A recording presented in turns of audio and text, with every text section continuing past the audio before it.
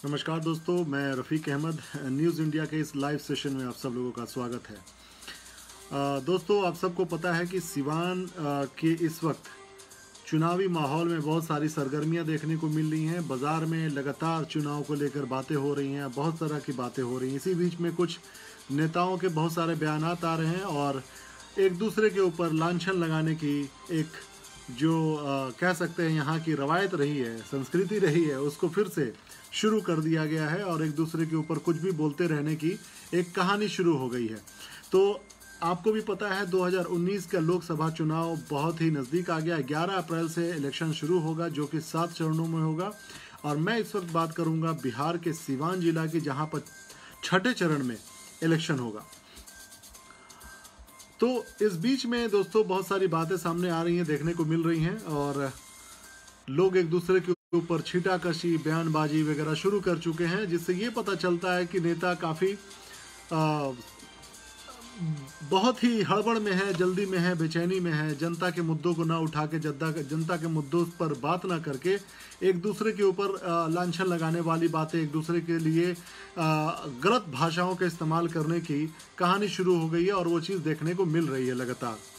तो अभी हम लोग जो बात कर रहे हैं वो सिवान के दो प्रत्याशियों के बीच में बात कर रहे हैं। एक तरफ है सिवान के पूर्व सांसद डॉक्टर मोहम्मद शहाबुद्दीन की पत्नी को जो मिला है टिकट राजद की तरफ से, और दूसरी तरफ एक बाहुबली जिनके ऊपर कई क्रिमिनल केसेस हैं, हत्या से लेकर, मर्डर से लेकर, अपहरण से लेकर, इन सारे मामलात हैं उनके ऊपर। उनकी धर्मपत्नी कविता सिंह को मिला है ये टिकट जदयू की तरफ से। आपको मैं बता देता हूं कि जदयू की तरफ से उठी जो महिला प्रत्याशी हैं कविता जी के ऊपर भी 2 केसेस हैं जो कि 2014 के नेता ऐप, जो माई नेता ऐप है, जो एडीआर का रिपोर्ट होता है, जो लगातार बताता है कि किस नेता का क्या एसेट है, क्या उनके ऊपर चार्जेस हैं, किस तरह की बातें हुई हैं। तो चार्जेस जो हैं किसी तरह का फ्रेम नहीं हुआ है कविता सिंह के ऊपर, लेकिन 2 कॉग्निजेंसेस हैं जो कि कोर्ट के द्वारा माना गया है धारा 171A के तहत और धारा 188 और 171H के तहत। तो कविता सिंह के ऊपर में मामला दर्ज है। तो ये तो हो गया उनके बैकग्राउंड की बात। अब हम बात करते हैं, जो यहाँ पे टॉपिक हमने लिखा है कि जो बाहुबली नेता की पत्नी अजय सिंह और एक तरफ है पूर्व सांसद शहाबुद्दीन की पत्नी हिना साहब के बीच की जो राजनीतिक टशन चल रहा है, उसके बारे में हम लोग बात करेंगे। अभी एक बयान आया है, उस बयान के तहत में हम लोग बात करेंगे। बयान में ये कहा गया है, जैसा कि आप सबको पता है कि इस देश में लगातार कोशिश हो रही है, सबकी कोशिश होती है, हर पढ़ा लिखा इंसान ये चाहता है कि देश में मुद्दों की राजनीति हो, समस्याओं के समाधान के ऊपर राजनीति हो, लेकिन लगातार जो बातें देखने को मिल रही हैं वो जात, धर्म और कहीं ना कहीं कोशिश हो रही है एक दूसरे के ऊपर इस तरह के भाषा का इस्तेमाल करना और अपने मर्यादित भाषा का इस्तेमाल ना करना, ये मायने रखता है। अब मेरा एक सवाल यहाँ पर एक और भी होगा, जैसा कि आज बयान आया है जदयू प्रत्याशी के जो पति हैं, उनका बयान आया है कि यहाँ पर भगवा की जीत होगी या बुर्का वाले की जीत होगी। सबसे पहली बात कि इस देश के लोकतांत्रिक व्यवस्था में वो भगवा कलर पहनने वाले हों, बुर्का पहनने वाले हों, सफ़ेद कलर पहनने वाले हों, गहरा पहनने वाले हों, नीला पहनने वाले हों, कोई भी कलर के पहनने वाले हों, भारत का संविधान सबको हक देता है कि आप चुनाव में लड़ सकते हैं और इस देश की तरक्की में आप अपनी भागीदारी को निभा सकते हैं। तो ये तो पहली बात है जो कि श्री अजय सिंह को जानना चाहिए कि अजय सिंह, ये देश लोकतंत्र से चलने वाला देश है, जहां पर आप सबको इसकी जानकारी होनी चाहिए। एक तरफ और मैं बात करना चाहता हूं कि दोहरी नीति के बारे में मैं बात करना चाहूँगा। वहीं पर एक बार आपको मैं अभी तस्वीर भी दिखाऊंगा। अजय सिंह जब अपने विधानसभा चुनाव के लिए, अपनी पत्नी के चुनाव के लिए वो किसी प्रचार प्रसार में जा रहे होते हैं या किसी दूसरे प्रोग्राम्स में जा रहे होते हैं, वहीं पर वो टोपी पहनकर मुस्लिम समाज के बीच में खड़े हैं, जिस मुस्लिम समाज के लिए उन्होंने अभी अपनी बयानबाजी दी है कि बुर्के वाले को चुनेंगे या फिर भगवा कलर को चुनेंगे। यानी कहीं ना कहीं बात है कि किस तरीके से हिंदू मुसलमान करके समाज को एक तोड़ने की कोशिश, जो कि लगातार 2014 से जो भारत की जनता है वो कहीं ना कहीं किसी न किसी नेता के मुंह से हिंदू मुसलमान वाले बयान को सुनते हुए देखते हुए आ रही है, और उसके फायदे और नुकसान को भी देख चुकी है जनता और समझ चुकी है। तो मेरा कहने का मकसद सिर्फ एक है कि क्या उन नेताओं से अजय सिंह या फिर इनके जितने भी पार्टी के लोग हैं, क्या वो भाषा से जो गिरिराज दिया करते थे, साक्षी महाराज दिया करते थे, या खुद कोई इनके बड़े नेता पार्टी के दिया करते थे, उससे किसी समाज का भला हुआ? क्या समाज में बेरोजगारों को नौकरी मिली? क्या हिंदू मुसलमान करके वोट लेने वाले ने आपके घर के राशन को दिया? क्या बेरोजगार युवाओं को रोजगार मिला? तो फिर इस तरह की राजनीति करने का क्या मकसद है? कहीं ना कहीं इस देश की युवाओं को भटकाने की कोशिश हो रही है। कहीं ना कहीं ये मामलात को इस तरीके से पेश करने की कोशिश की जा रही है कि सिवान के अंदर में लोग हिंदू मुसलमान के नाम पर वोट करें। आपको पता होना चाहिए कि जब सिवान का जो मौजूदा एमपी हैं ओम प्रकाश यादव जी, जो बीजेपी से थे, उनका कहना था कि अगर बीजेपी के खाते से ये सीट को हटा दिया गया है तो मैं उसका साथ बिल्कुल भी नहीं दूंगा, जिसको अगर अपने मनमानी से नीतीश कुमार जी किसी अपराधी को टिकट देते हैं। तो उनका साफ का साफ इशारा जो था वो था अजय सिंह की तरफ, अजय सिंह के ऊपर, वही जिनके ऊपर में हत्या का और मर्डर का, अपहरण के कई मामलात हैं, बाहुबली नेता के नाम से जाने जाते हैं, कई आपराधिक मामले हैं इनके ऊपर। तो इस तरह के जो बयान दिए जा रहे हैं और ओम प्रकाश यादव जी के द्वारा जो कही गई बातें हैं कि नीतीश कुमार जी अगर मनमानी करेंगे और इस तरह के नेता को, आपराधिक किस्म के नेता को अगर टिकट देंगे तो हम उनके साथ नहीं देंगे। तो क्या ये देश की जनता जो है इस बात को भूल जाएगी कि वोट हम हिंदू मुसलमान के नाम पर ना देकर विकास की बातों पर देंगे? इनकी पत्नी जो खुद विधायक रही है दुरौंदा से, उनके बारे में अगर हम बात करें तो दुरौंदा के बारे में जब खुद हमारी टीम, न्यूज़ इंडिया तक की टीम जब वहां पर विजिट करने गई, लोगों से बात करने गई, लोगों की राय जानने गई, लोगों को विकास को लेकर कि विधायक ने आपके लिए क्या काम किया है, तो लोगों के बहुत सारे निगेटिव जो बातें आई सामने कि किसी भी तरह का कोई काम नहीं हुआ। खुद विधायक जो हैं वो कभी क्षेत्र में नजर नहीं आती हैं। हो सकता है कि घूमते फिरते उनके लोग नजर आ जाते हों या खुद उनके पति नजर आ जाते हों, लेकिन विधायक नजर नहीं आती हैं जिनको हम लोगों ने चुना था विधानसभा में। तो अब बात सामने ये आती है कि क्या इस तरह के, अभी आपको मैं दिखा देता हूं कि ये देखिएगा, ये विधायक हैं, विधायक के पति हैं कविता सिंह की, कविता जो कि सिवान की अभी सांसद की प्रत्याशी हैं, उनके पति हैं ये अजय सिंह। अजय सिंह ने इस तरह का बयान दिया है कि क्या सिवान में बुर्का वाले को चुना जाएगा, यानी कि मुसलमान जो नकाब पहनते हैं महिलाएं। अब मेरा सवाल है यहाँ पर,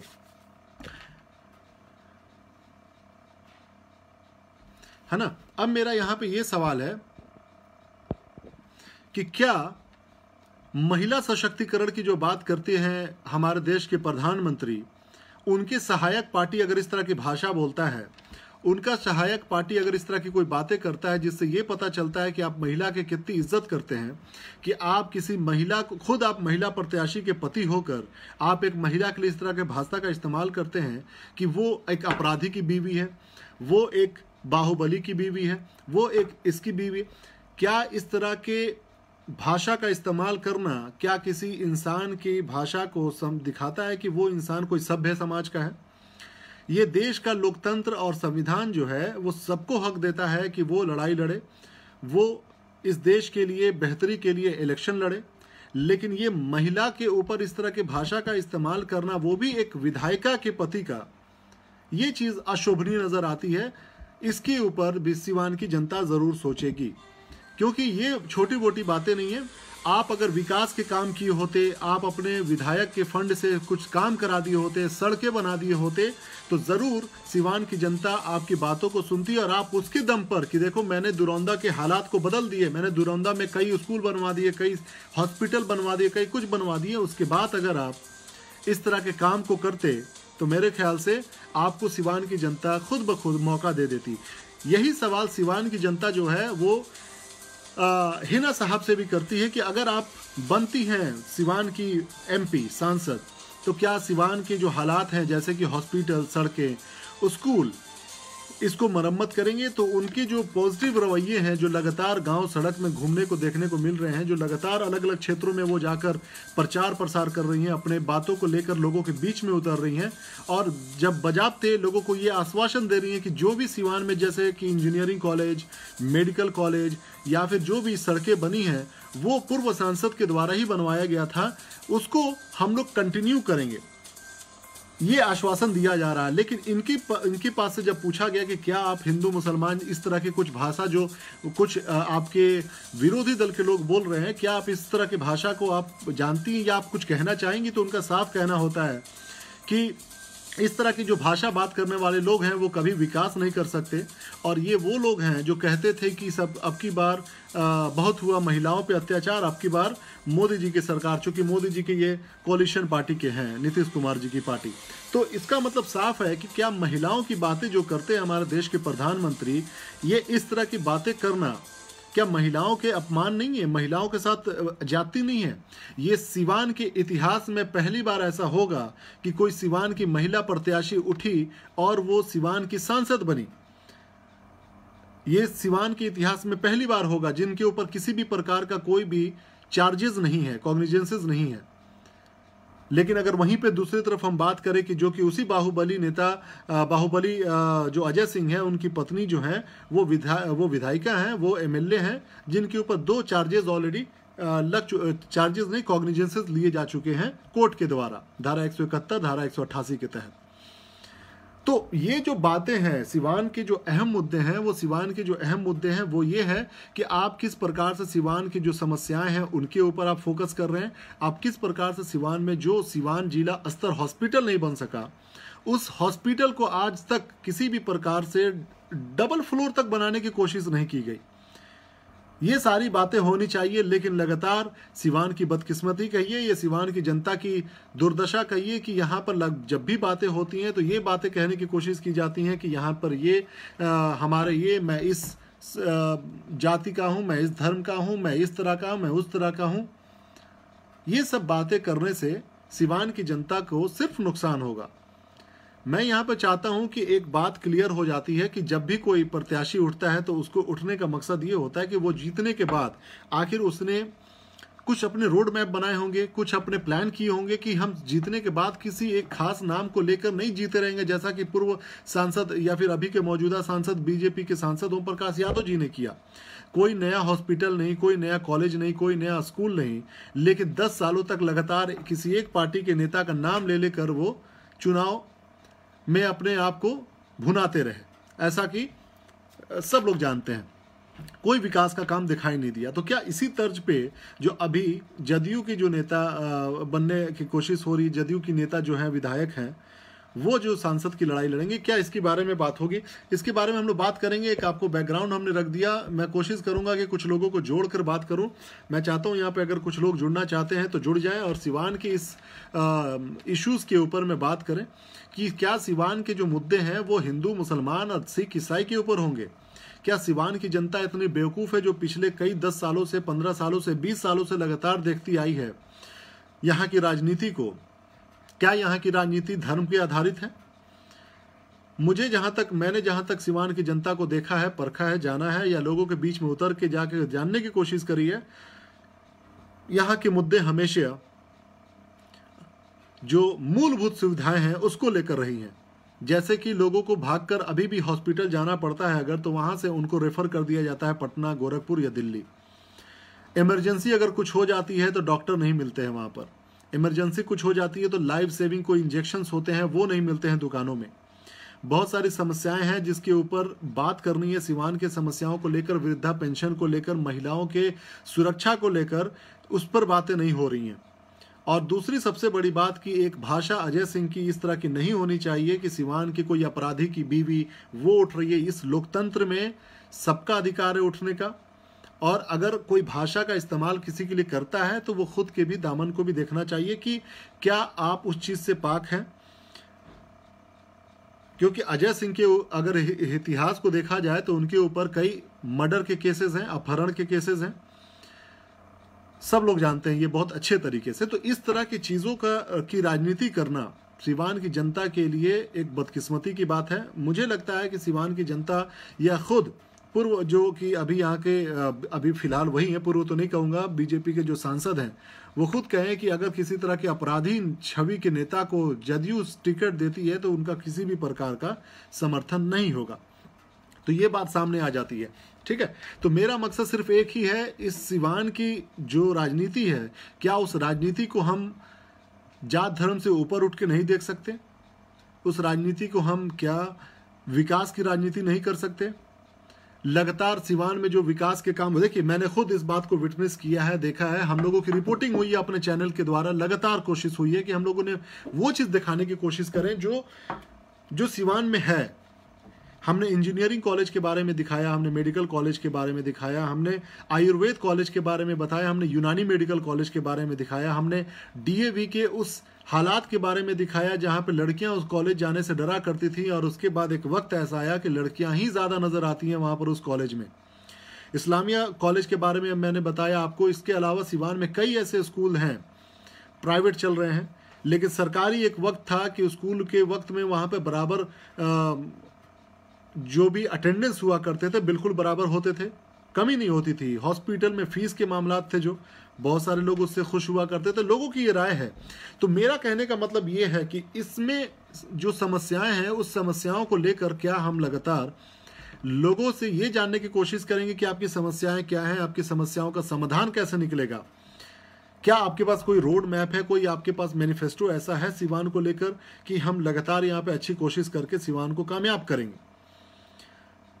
ठीक है, तो दोस्तों ये चीज़ इस आज ये लाइव आने का मकसद सिर्फ एक ही था कि कुछ न्यूज़ हैं जो लगातार व्हाट्सएप पे और फेसबुक पे और कुछ चैनल्स पे घूम रहे हैं, जिसमें जो कि अभी जदयू के नेता जो हैं कविता सिंह, उनके पति जो बाहुबली हैं, अपराधी छवि के नेता माने जाते हैं, उनके तरफ से बहुत सारे बयान आए हैं कि क्या इस शहर में सिवान में मतलब कि एक सिंबॉलिक भाषा का उन्होंने इस्तेमाल किया कि बुर्का वाले को लोग चुनेंगे कि भगवा को चुनेंगे।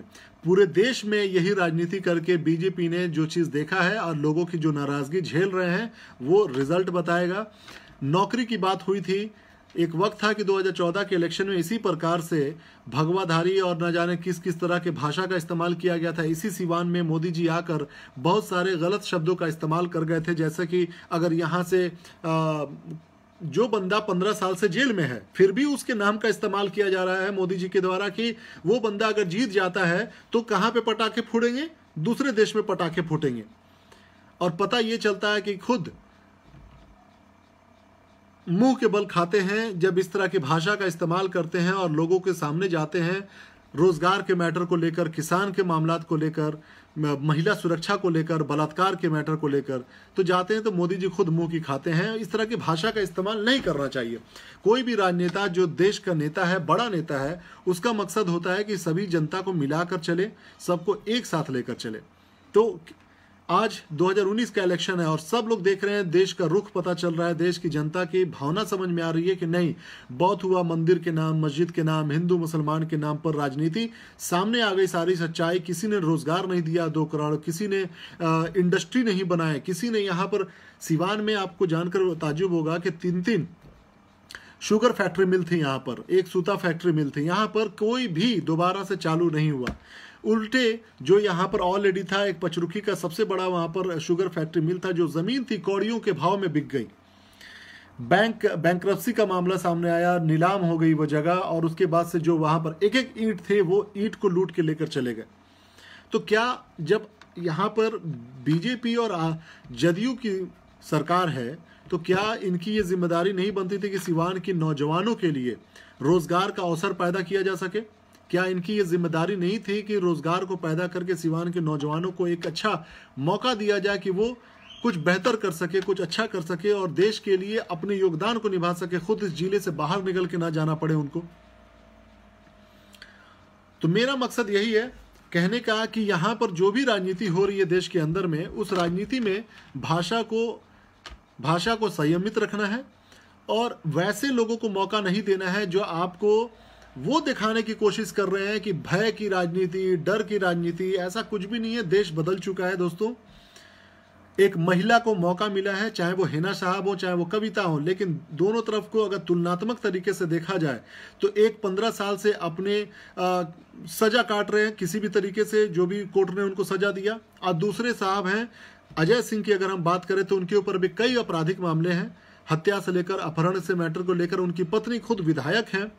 उनकी बातों को देखा जाए अगर, तो कौन ज़्यादा सिवान के लिए बेहतर हो सकता है वो सिवान की जनता तय करेगी, क्योंकि सिवान की जनता जानती है कि एक महिला प्रत्याशी जो लगातार पूरे गांव में घूमकर, हिना साहब की अगर हम बात करें तो लगातार वो सिवानों में घूमकर लोगों से बीच में मिलकर जनसंपर्क करके लोगों की बातों को सुनकर जानकर हर तरह के धर्म के त्योहारों में शामिल होकर ये जनता को खुलकर एक पैगाम देने की कोशिश हो रही है कि मैं सबके साथ मिलकर सबके विकास की बात करना चाहती हूँ।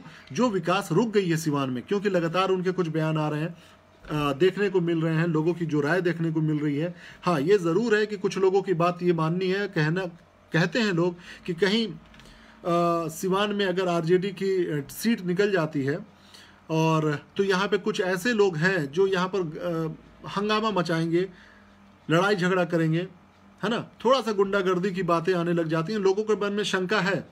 तो इसके बारे में भी मुझे लगता है हिना साहब का बड़ा ही सिंपल सी बात होगी कि वो इस सिवान की बेटी है, इस सिवान की बहन है, ये कभी नहीं चाहेगी कि सिवान में इस तरह की कोई घटना घटे जिससे किसी को भी किसी भी तरह की तकलीफ हो। ये बड़ी सिंपल सी बात है और ये जनता अच्छे से समझ रही है ना। तो मेरा मकसद सिर्फ आने का ये है कि यहाँ पर जो भी भाषा है उसका इस्तेमाल हो। सिवान की राजनीति पर आज चर्चा हो रही है, तो सिवान की राजनीति में जो सबसे महत्वपूर्ण चीज़ें हैं, जो मैं खुद देख रहा हूँ, दुनिया के अलग अलग हिस्सों में मैं घूमता हूँ, देश के अलग अलग हिस्सों में घूमता हूँ, देखता हूँ, जानने की कोशिश करता हूँ कि क्या इस देश में राजनीति जो है कभी इशू बेस्ड होगा, कभी समस्याओं पर बात होगी, कि केवल धर्म और जात पर होगी। ठीक है, तो यहाँ पर मैं कोशिश करूँगा कि यही बातें जो हैं लोगों के बीच में लाने की कोशिश किया जाए। और जितने भी लोग यहाँ देख रहे हैं इस वक्त न्यूज़ इंडिया तक के इस चैनल के लाइव सेशन को, मेरा मकसद आप सबको एक ही है कि सिवान के मुद्दे पर आधारित बातें हों। आप सब लोगों से गुजारिश है कि सिवान को अगर तरक्की कराना है, सिवान को बेहतर बनाना है, तो मकसद सिर्फ एक होना चाहिए कि हमारे जो सिवान में कॉलेजेस हैं, यूनिवर्सिटीज़ हैं, और बने और बढ़ें और बेहतर हो सके। जो ब्रिजेस बनाने की ज़रूरत है, सड़कें बनाने की ज़रूरत है। मैं बहुत सारे ऐसे सिवान के शहरी क्षेत्र में जानता हूं, देखता हूं, या फिर खुद दुरौंदा के ऐसे कई गांव हैं जहां पर गाड़ियां नहीं जा सकती उस सड़क पर उतरकर। इस तरह के हालात हैं। लोग शादी भी करने चाहते हैं तो वो सड़कें टूटी हुई हैं, तो अपनी गाड़ी को दूर खड़ा करके दूल्हा को या दुल्हन को उतर के लेके जाना पड़ता है। और ये मैं आपको दिखाऊंगा 1-2 दिनों के अंदर में।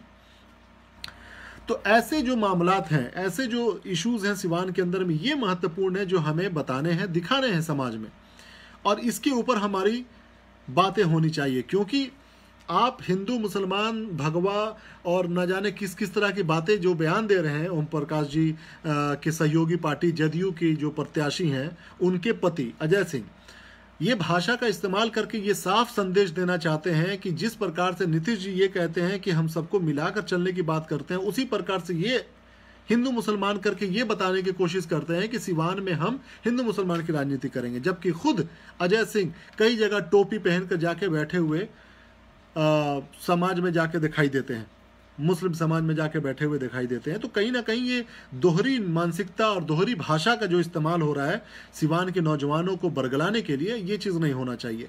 अगर आपने कुछ अच्छा काम किया है, अपने 5 साल आपकी माता श्री जी रही हैं, MLA जगमातु देवी जी आपकी धर्म पत्नी रही हैं, क्या आपने कुछ ऐसा काम किया जो सिवान के नाम को रोशन करता? मुझे कोई नहीं पता। आपके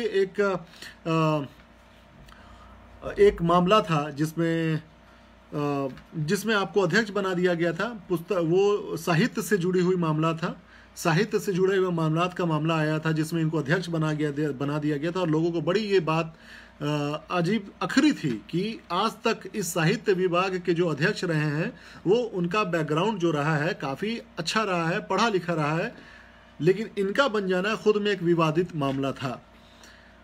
तो ऐसे भाषा का इस्तेमाल करके सिवान में की राजनीति को ख़राब करने की कोशिश करना। मैं और भी बात सिवान के जो आम जनता है, जो नौजवान है, मैं उनसे कहना चाहूँगा, बड़ी विनती करना चाहूँगा, बड़ी विनम्र आग्रह करना चाहूँगा कि आप लोगों को भी, चाहे वो आप जिस भी पार्टी को सपोर्ट करते हो, कोशिश ये करना है कि किसी भी प्रकार से सिवान में हिंदू, मुस्लिम, सिख, ईसाई वाली बातें ना हो। कोई भी इस तरह की अगर आप मानसिकता को रखते हैं तो याद रखिएगा कि आज देश को नुकसान पहुंचा रहे हैं, क्योंकि ये देश जो है संविधान के हिसाब से चलेगा। अब मैं बात करना चाहता हूं कि अगर सिवान की जो विकास की बात होगी तो सिवान के विकास में सबसे सिंपल सी बात होगी कि कोई ऐसा नेता जो अपने कोशिश से यहाँ पे बड़ी बड़ी इंडस्ट्री को ला दे, अपनी कोशिश से पैसे को लेकर आ जाए और किसी विकास के काम को लेकर करा दे। मैंने आज तक नहीं देखा कि सिवान का राजेंद्र स्टेडियम को किसी ने रिनोवेट करने की कोशिश की हो। खासकर 10 साल से जो रहे हमारे ओम प्रकाश यादव जी कभी नहीं कर पाए बीजेपी के। इंडोर स्टेडियम था जो सिवान की शान की बात थी, खेल के क्षेत्र में सिवान का। देखिए, इसमें कहने में कोई भी हिचक नहीं होगा किसी भी जनता को, और मैं भी नहीं हिचकूंगा ये कहने में कि खेल के मामलात में डॉक्टर मोहम्मद शहाबुद्दीन जो यहाँ का पूर्व सांसद रहे हैं, उन्होंने जो खेल के क्षेत्र में खासकर फुटबॉल, बैडमिंटन, इंडोर गेम के मामलात में जो उन्होंने तरक्की दिलाई थी, वो आज पूरी तरीके से ध्वस्त नजर आती है। पिछले 10 सालों में ओम प्रकाश यादव जी यहाँ के सांसद रहे हैं, एक एमपी फंड को कभी रिलीज नहीं करा सके कि जो टूटी फूटी जो दीवारें थी।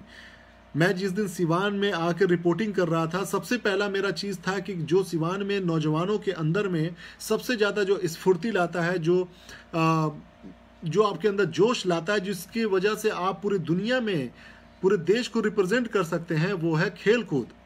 और उसमें मेहनत करने वाले बच्चों की कमी नहीं है, लेकिन अफसोस की बात, शर्म की बात, किसी भी प्रकार का जो है यहाँ पर जो व्यवस्था दिखाई देती है वो बिल्कुल नील है। जसवीर पाजी नमस्कार, कैसे हैं भाईजान?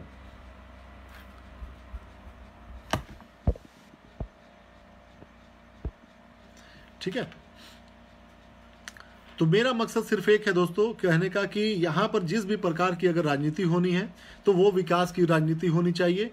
ये वादा लिखित में लेना होगा कि अगर आप यहाँ के सांसद बनते हैं तो आप सिवान की बहुत सारी समस्याओं का समाधान करना होगा, युवाओं के लिए रोजगार लाना होगा, लघु उद्योग के लाना होगा, कुटीर उद्योग लाना होगा, ग्रामीण क्षेत्र में बहुत सारे समस्याएं हैं उसके समाधान को निकालना होगा। ये सारी बातें आपको करनी है, तभी जाकर सिवान की तरक्की संभव हो सकती है। अदरवाइज वो सारे नेता जो हैं आपको आएंगे और इसी तरह की भाषा का इस्तेमाल करेंगे और हिंदू मुसलमान करेंगे। ठीक है, तो अब मैं यहाँ पर किसी को जोड़ना चाहूँगा। मैं चाहता हूँ सिवान के कोई अगर भाई हैं और वो जुड़ना चाहते हैं तो ज़रूर जुड़ें।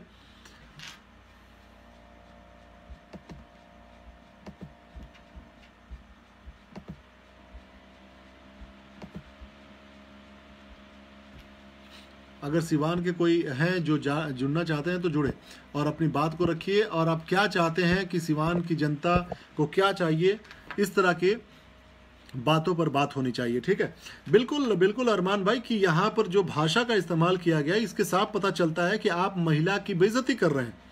आपकी भाषा इस तरह की नहीं हो सकती। अगर भोजपुरिया अंदाज में मैं बात करूं कि ये मर्दानगी वाली बात नहीं हो सकती। आप किसी महिला के लिए इस तरह का भाषा का इस्तेमाल करें कि ये इसकी बीवी है, वो इसकी बीवी है, वो इस तरह की है, तो it's a very shameful act, you know, it cannot be accepted by any cultured people. ठीक है, तो यहाँ पर समझने की कोशिश करना है कि हमें जो समस्या का समाधान निकालना है, वो समस्या का समाधान सिर्फ और सिर्फ सिवान की जनता निकाल सकती है, और वो बहुत अच्छे से समझ रही है कि किसको वोट देना है, किसको वोट नहीं देना है। लेकिन जो भाषा का इस्तेमाल हो रहा है उसके खंडन के लिए लगातार सिवान की सजग जो नागरिक है, जो खासकर जो लोग देश दुनिया देख रहे हैं, जो समस्याओं को समझ रहे हैं, जो युवाओं के इश्यूज को समझ रहे हैं, उनको आगे आना होगा। मैंने कहीं नहीं देखा सिवान में किसी गांव में ऊर्जा से संबंधित, बायोगैस से संबंधित कोई प्लांट बैठा हो, दुग्ध उत्पादन से रिलेटेड कोई प्लांट बैठा हो, लघु उद्योग से रिलेटेड कोई प्लांट बैठा हो, किसी भी प्रकार कुटीर उद्योग से संबंधित कोई प्लांट बैठा हो, कोई भी युवाओं को रोजगार देने के लिए ऐसा कोई प्लान, ऐसा कोई काम जो उनको फायदा पहुंचाता, वो आया हो, नहीं आया। कोई ऐसा कॉलेज यूनिवर्सिटी जो बच्चों को टेक्निकली स्ट्रांग बनाता हो, जो इंडिया लेवल का बेहतर हो, सिवाय एक इंजीनियरिंग कॉलेज, वो भी पूर्व सांसद से बनवाया गया हुआ था, उसके अलावा कोई दूसरा नजर नहीं आता। सिवान की आबादी 35 लाख है।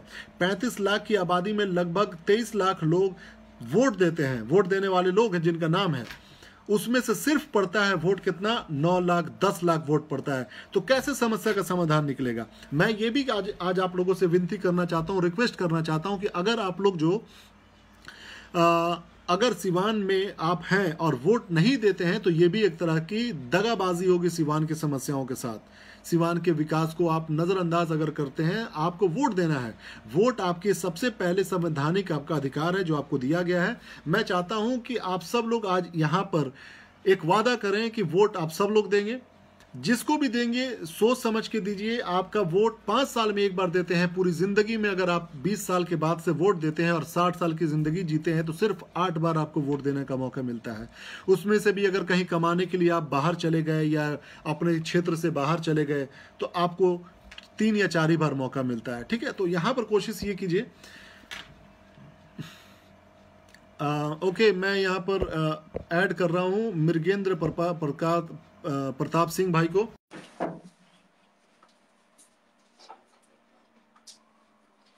एक सेकंड दोस्तों जरा आप जी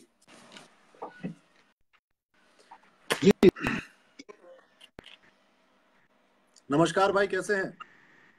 मैं बढ़िया हूँ। अपना आप बताइए कैसे हैं? बहुत बढ़िया सर। कहाँ से हैं आप? बहुत बहुत धन्यवाद कि आपने मुझे फेसबुक लाइव पे ऐड किया। और आप भी मेरे क्षेत्र से ही जुड़े हुए हैं, आप भी पत्रकारिता क्षेत्र से हैं। और मैं आपका सिवान पूरा बकायदा जो आवाज आ रही है आपको? जी जी आवाज आ रही है। मैं ये कह रहा हूँ कि सिवान में कहाँ से हैं आप? मैं सिवान में नौतन क्षेत्र से हूँ। और मेरा भी एक पोर्टल अच्छा, चलता है, जब मैं सिवान आता हूँ तो उसमें एक्टिव करता हूँ, सुनो हिंदुस्तान करके। ओके। और और तो वैसे मैं दिल्ली रहता तो हूँ। लाइव में और भाई वो मकसद ये था कि कुछ भाषा जो है अजय सिंह की तरफ से ये देखने को मिला था कि बुर्का जी, वाले को या फिर भगवा को चुनेगी से वो मेरा सिवान में। इंटरव्यू था। तो इस पर एक क्या आपकी राय होगी? आपका वीडियो उल्टा हो गया भाई, अगर आप हाँ अभी जी सही है, जी जी परफेक्ट जी, मैं परफेक्ट थोड़ा अभी सा सही। इसको सही कर रहा हूँ, सही कर रहा हूँ इसको। थोड़ा सा समय लगेगा, इसको थोड़ा सा सही करूंगा। मैं ये चाहता हूं जितने लोग ये देख रहे हैं वीडियो, अगर आप शेयर कर सके तो बड़ी मेहरबानी होगी, क्योंकि सिवान की जनता जागरूक है, उस पर बात करने की कोशिश कर बिल्कुल, रही है जो हिंदू थोड़ा बहुत मुसलमान टाइम करके लोगों लगेगा। को बेवकूफ बनाते हैं। तो मैं चाहता हूं आप लोग जरूर शेयर कर दीजिए इसको एक बार। Thank you.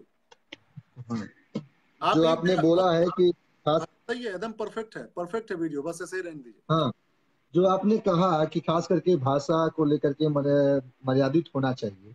और जहां तक बात रही अजय सिंह की, तो एक बात तो मैं स्पष्ट कर देना चाहूंगा कि देखिए, यहाँ के जो प्रत्याशी हैं, जी चाहे हिना साहब हो, चाहे अजय सिंह हो, चाहे और भी जो प्रत्याशी हो, हर किसी के अपने अपने एक स्ट्रेटेजी है कि किस स्ट्रेटेजी पे लोग चुनाव लड़ रहे हैं।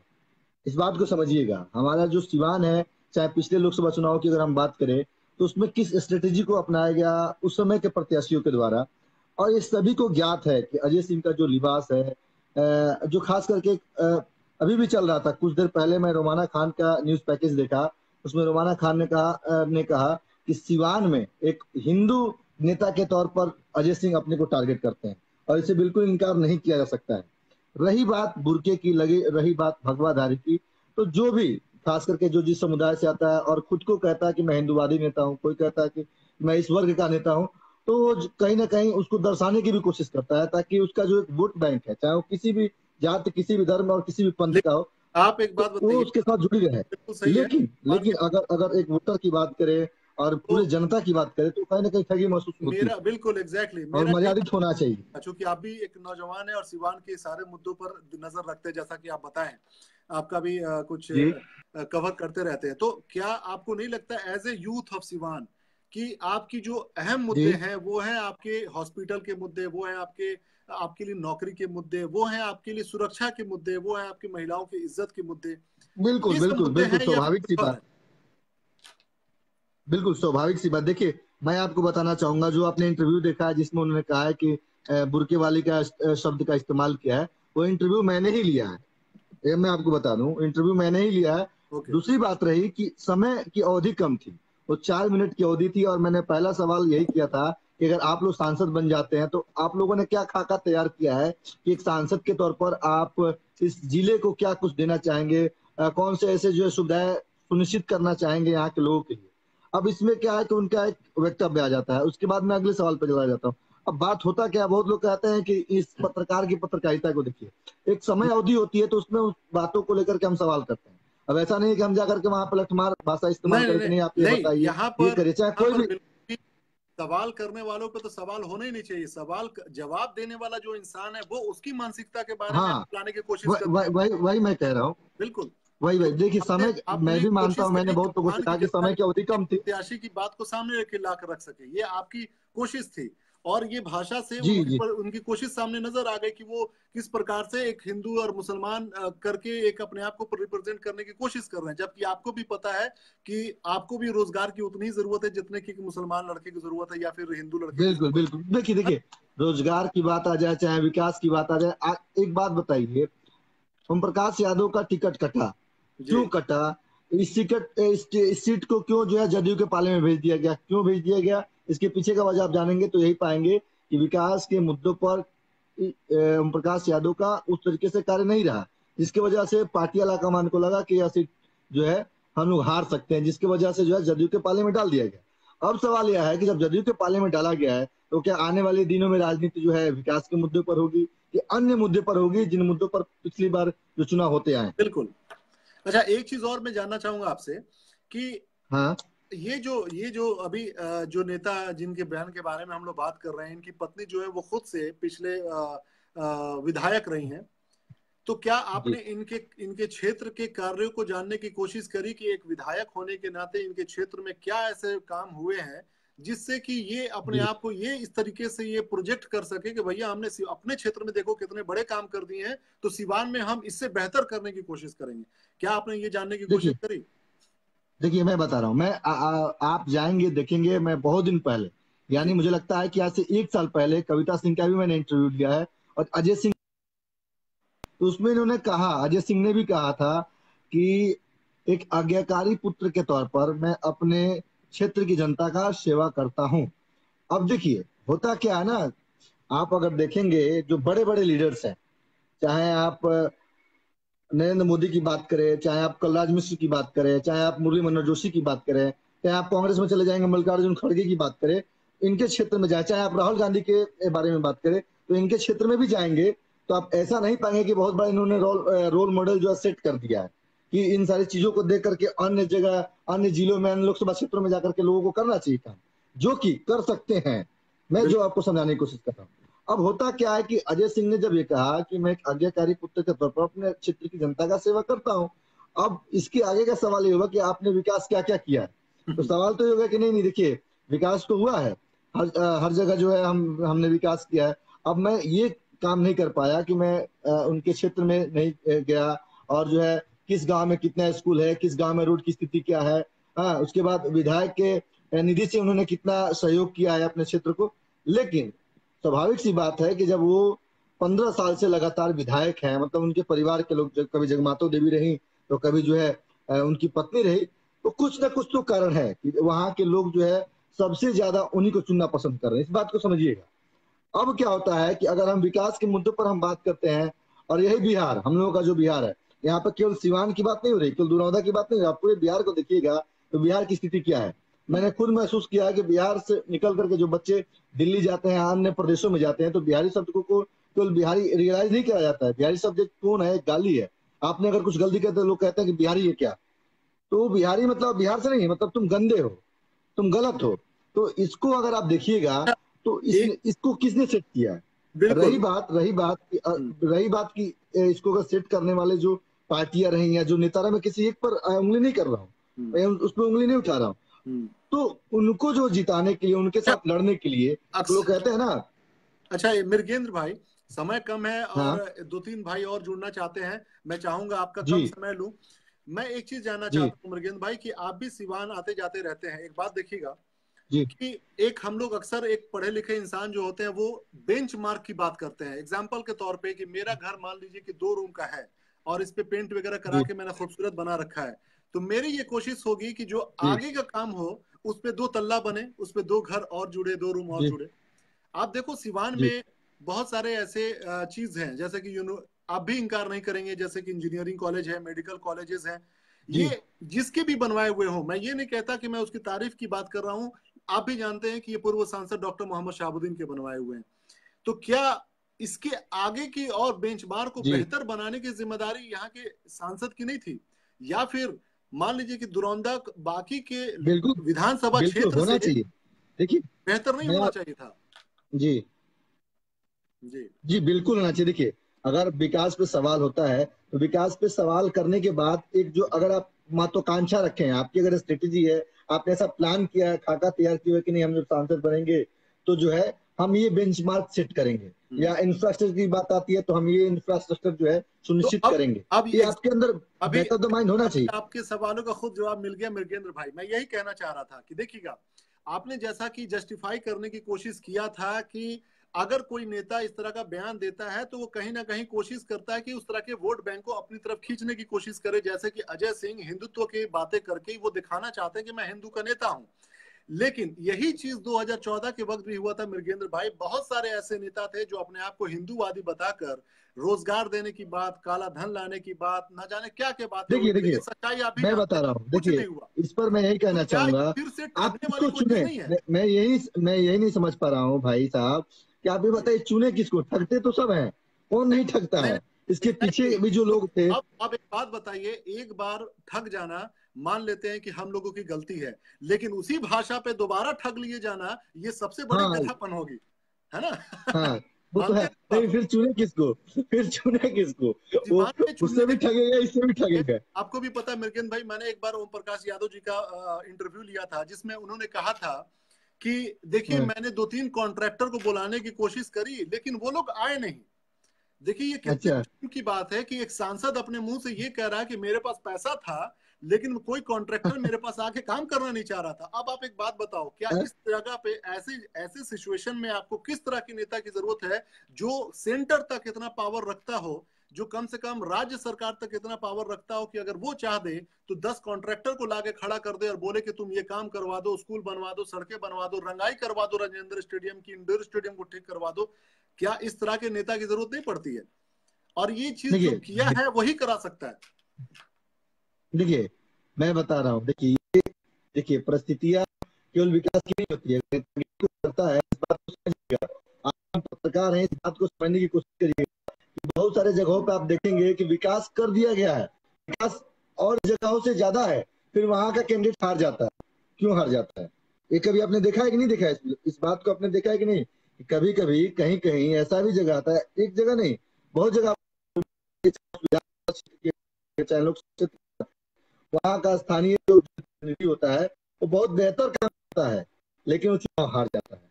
और चुनाव का समीकरण तो विकास का नहीं होता। अगर विकास का समीकरण होता तो हमारे साल हम अभी कहाँ से कहाँ होता है। लेकिन दिन प्रतिदिन हमारा मनस्क्रिप्ट गिरता गया, क्योंकि यहाँ पे घोटाले होते रहे, पार्टियां बदलती रही, सरकारें बदलती रही, लेकिन किसी ने जो है एक होता है ना प्लान के तहत कि नहीं हमें देश को आगे लेकर जाना है। तो सभी नेशन फर्स्ट सारी पार्टियां आपकी करती हैं। आवाज लेकिन मुझे तो नहीं लगता मृगेंद्र कि कोई नेशन फर्स्ट की आवाज को लेकर ये बहुत काम कट, करता। क्लियर नहीं आ पा रही है। क्या? आपकी आवाज बहुत कट रही है, क्लियर नहीं आ पा रही है मेरे ख्याल से। एक बार और डिस्कनेक्ट करके कोशिश मैं करता हूं आपको जोड़ने की। इसके पहले मैं 1-2 बंदे को और जोड़ लेता हूं जो सिवान की जनता हो। मैं फिर ठीक से आपको मौका दूंगा अगर आप मेरी आवाज सुन भाई तो। ठीक है ठीक है ठीक है भाई जी। चलिए, बहुत धन्यवाद आपका मेरे भाई, और इसी तरह से सिवान के जनता को जागरूक करते रहिए। आपसे मैं मिलता हूं किसी दिन पर्सनली सिवान में। बहुत धन्यवाद मेरे भाई। ठीक है, बहुत बहुत धन्यवाद।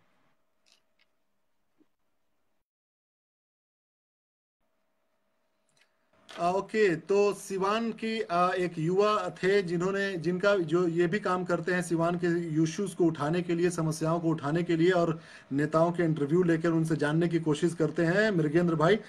इसके बाद मैं किसी और भाई से भी जुड़ना चाहूंगा। मैं चाहता हूं कि सिवान की जनता जो है वो बताए, सही रास्ते पर चुनने की कोशिश करे। लास्ट लास्ट तक देखिएगा, कोशिश कीजिएगा कि अक्सर क्या होता है कि चुनाव के एक रात पहले तक हिंदू मुसलमान करने जैसी बातें, लोगों के दिल में जात पात वाली भाषा वाली बातें इस तरह से करने की कोशिश हो जाती है। ये चीज नहीं होना चाहिए। हमेशा इस बात का ध्यान रखने की कोशिश होनी चाहिए कि किस प्रकार से हम सीवान की जनता को जो है बेहतर बना सकें और उनको जागरूक कर सकें, उनकी समस्याओं का समाधान निकाल सकें।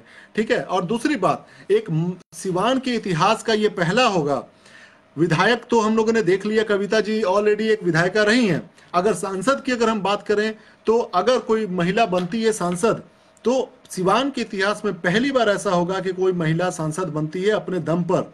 क्योंकि जिस पति का नाम लिया जा रहा है हिना शहाब जी के, वो इंसान जो है वो 15 सालों से जेलों में है। आप जो भी कहते हो, बाहुबली कहते हो, जिस भी प्रकार के नाम से जानते हो, वो सजा तो भुगत रहे। ठीक है। लेकिन अब कोई ऑलरेडी बाहर है जिसके ऊपर कई आपराधिक मामले हैं, तो आप सोच सकते हैं कि सिवान की दिशा किधर जाएगी। और मुझे तो अफसोस कभी कभी इस बात का भी होता है कि सुशासन बाबू के नाम से जाने जाते हैं नीतीश कुमार जी। तो नीतीश कुमार जी कैसे ऐसी बातों को लेकर और इसके अलावा बहुत सारी ऐसी बातें सामने आती हैं, मतलब हालांकि ये बात मजाकिया तौर पे समझिएगा, लीजिएगा, कि पितृपक्ष में शादी नहीं किया जाता है हिंदू धर्म में, जैसा कि हमारे हिंदू भाई जानते हैं।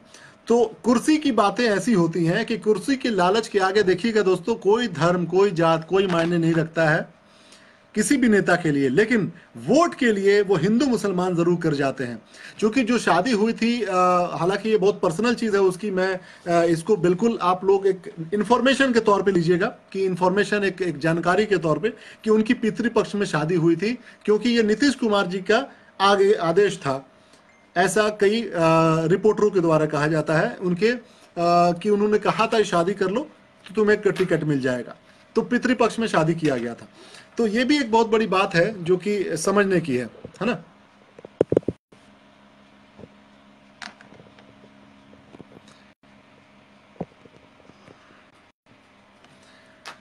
ओके। तो सीमान के आम समस्याओं पर हम लोगों ने बात किया, भाषा पर बात किया, और एक महिला प्रत्याशी के ऊपर जो भाषा का इस्तेमाल होना चाहिए वो अपने उस मर्यादा को रखना चाहिए, कम से कम उसको जरूर रखना चाहिए, जिसकी खुद की पत्नी जो है वो विधायक है, एमएलए है।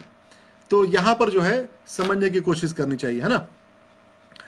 चलिए, तो और इसके अलावा अगर कोई भाई जुड़ना चाहते हैं तो जुड़िएगा जरूर। राज श्रीवास्तव भाई का एक बार रिक्वेस्ट मैं भेजता हूं, अगर आप जुड़ सकते हैं तो भाई जुड़िएगा, ताकि पता चले कि जो बातें हो रही हैं, जो भाषा का इस्तेमाल हो रहा है, वो आप इसके बारे में क्या सोचते हैं, क्या समझते हैं, है ना। फिर मैं 2 और भाइयों को जोड़ने की कोशिश करूंगा, उसके बाद से मैं डिस्कनेक्ट कर दूंगा इस लाइव सेशन को। ऑलरेडी 40 मिनट्स हो चुके हैं, 45 मिनट से ज़्यादा का हम लोग सेशन नहीं रखेंगे। कल मैं फिर आऊँगा लाइव, आप लोगों से बात करूँगा और अपने सिवान की समस्याओं पे हम लोग बात करेंगे। क्योंकि देखिए, जब तक बातें नहीं होंगी, जागरूकता नहीं फैलेंगी, तो ऐसे ही लोग हिंदू मुसलमान करके एक दूसरे को। नमस्कार। नमस्कार भैया। नमस्कार। एक मिनट। जी जी बिल्कुल, आप समय ले।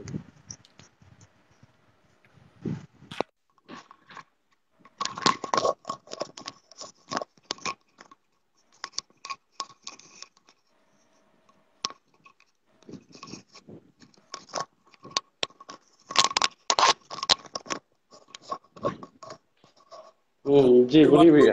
कैसे हैं आप? और जो बातें मैंने इतने देर से बोली हैं आपने सुना होगा, और क्या लगता है आपको कि क्या इस तरह की बातों को सिवान में लाकर, जहां पे कभी भी हिंदू मुसलमान की राजनीति जो है नहीं हुई है, मुझे जहां तक पता है, लेकिन कुछ लोग लगातार इसको कोशिश करते हैं लाने की, ताकि जो समाज हमारा है वो बढ़ जाए। भैया जब से मैं आपको सुन रहा हूँ और जब से देख रहा हूँ, मुझे लगता है कि ऐसे ही सोच की जरूरत है और ऐसे ही मानसिकता की जरूरत है।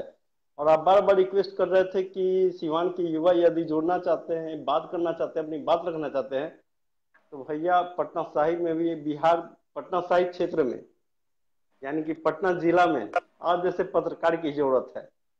हम लोग अपनी बात को खुशी खुशी रखते हैं और बेहिचक रखते हैं, किसी से डर से नहीं रखते हैं, किसी के डर से नहीं रखते, बेहिचक रखते हैं अपनी बात को। और रही बात ओम प्रकाश जी या हिना की या अजय कुमार सिंह की, तो ओम प्रकाश जी का टिकट तो आप ही ने कटवाया। अरे ऐसा नहीं। इंटरव्यू सुनिए, जिस समय आपने लापता सांसद का, सिवान के लापता सांसद के बारे में आपने जिक्र किया था, वो भी मैंने देखा। ओम प्रकाश जी के बारे में आपने चर्चा की, वो भी मैंने देखा। हालांकि आप गलत नहीं थे कहीं से, आप अपने सांसद से सवाल करना चाह रहे, सांसद आपसे नहीं मिल रहा है। हमारे यहाँ का भी वही स्थिति है आज के डेट में भैया। हमको तो समझ में नहीं आ रहा है कि आखिर हम वोट दें तो किसको दें। एक तरफ रविशंकर प्रसाद सिन्हा जो डिजिटल इंडिया या ट्राई जैसे स्कीम को लेके आए, ट्राई के कारण जहां पे मैं 200 रुपया मंथ खर्च करता था, वहां आज के डेट में 400 रुपया खर्च करता हूँ, बताइए। ठीक, ट्राई के तहत। यानी कि डिजिटल इंडिया का क्या हाल है ये आप भी जान रहे हैं, सही से। मैं भी जान रहा हूँ। अच्छा राज श्रीवास्तव भाई, दूसरी बात है, जो हमारे सांसद थे, आप कई जो हमारे सांसद है क्षेत्र शत्रुघ्न सिन्हा जी। गुजरे हैं, राइट? राज जी श्रीवास्तव भाई, भैया, बोलिए आप कई बोलिए। बार सीवान के क्षेत्र से होकर गुजरे हैं। आपने इस बात का एहसास किया होगा, आपने महसूस किया होगा कि जब आप सीवान में जी भैया, एंटर करते हैं तो इतनी घटिया सड़कें मिलती हैं आपको। तरवारा मोड़ कहते हैं जो चाप ढाला है, उसके बाद से जो घटिया सड़क मिलना शुरू होता है बिल्कुल दरबार तक, जिस तरह के आपको जाम दिखाई देते हैं, जिस तरीके के आपको खचाखच भरी हुई गाड़ियां, कोई व्यवस्था नहीं। बेचारे हमारी जो प्रशासन है वो परेशान हो जाती है गाड़ियों को मैनेज करने में। तो आखिर इस तरह के आप यकीन मानिए, सिर्फ 200 मीटर की दूरी को, डिस्टेंस को पूरा करने के लिए मैं खुद लगभग 45 मिनट वहां पे बर्बाद किया था। आपको यकीन नहीं होगा इस बारे में, सोच लीजिए, समझ लीजिए कि हम नहीं, समस्या का समाधान 45 मिनट। मतलब अगर मुझे कपड़े खरीदने हैं एक जगह से, बिल्कुल बिल्कुल उसके लिए मैं लगातार जो बाइक का, कार का जो अपना पेट्रोल जला रहा हूं, 45 मिनट जला रहा हूं।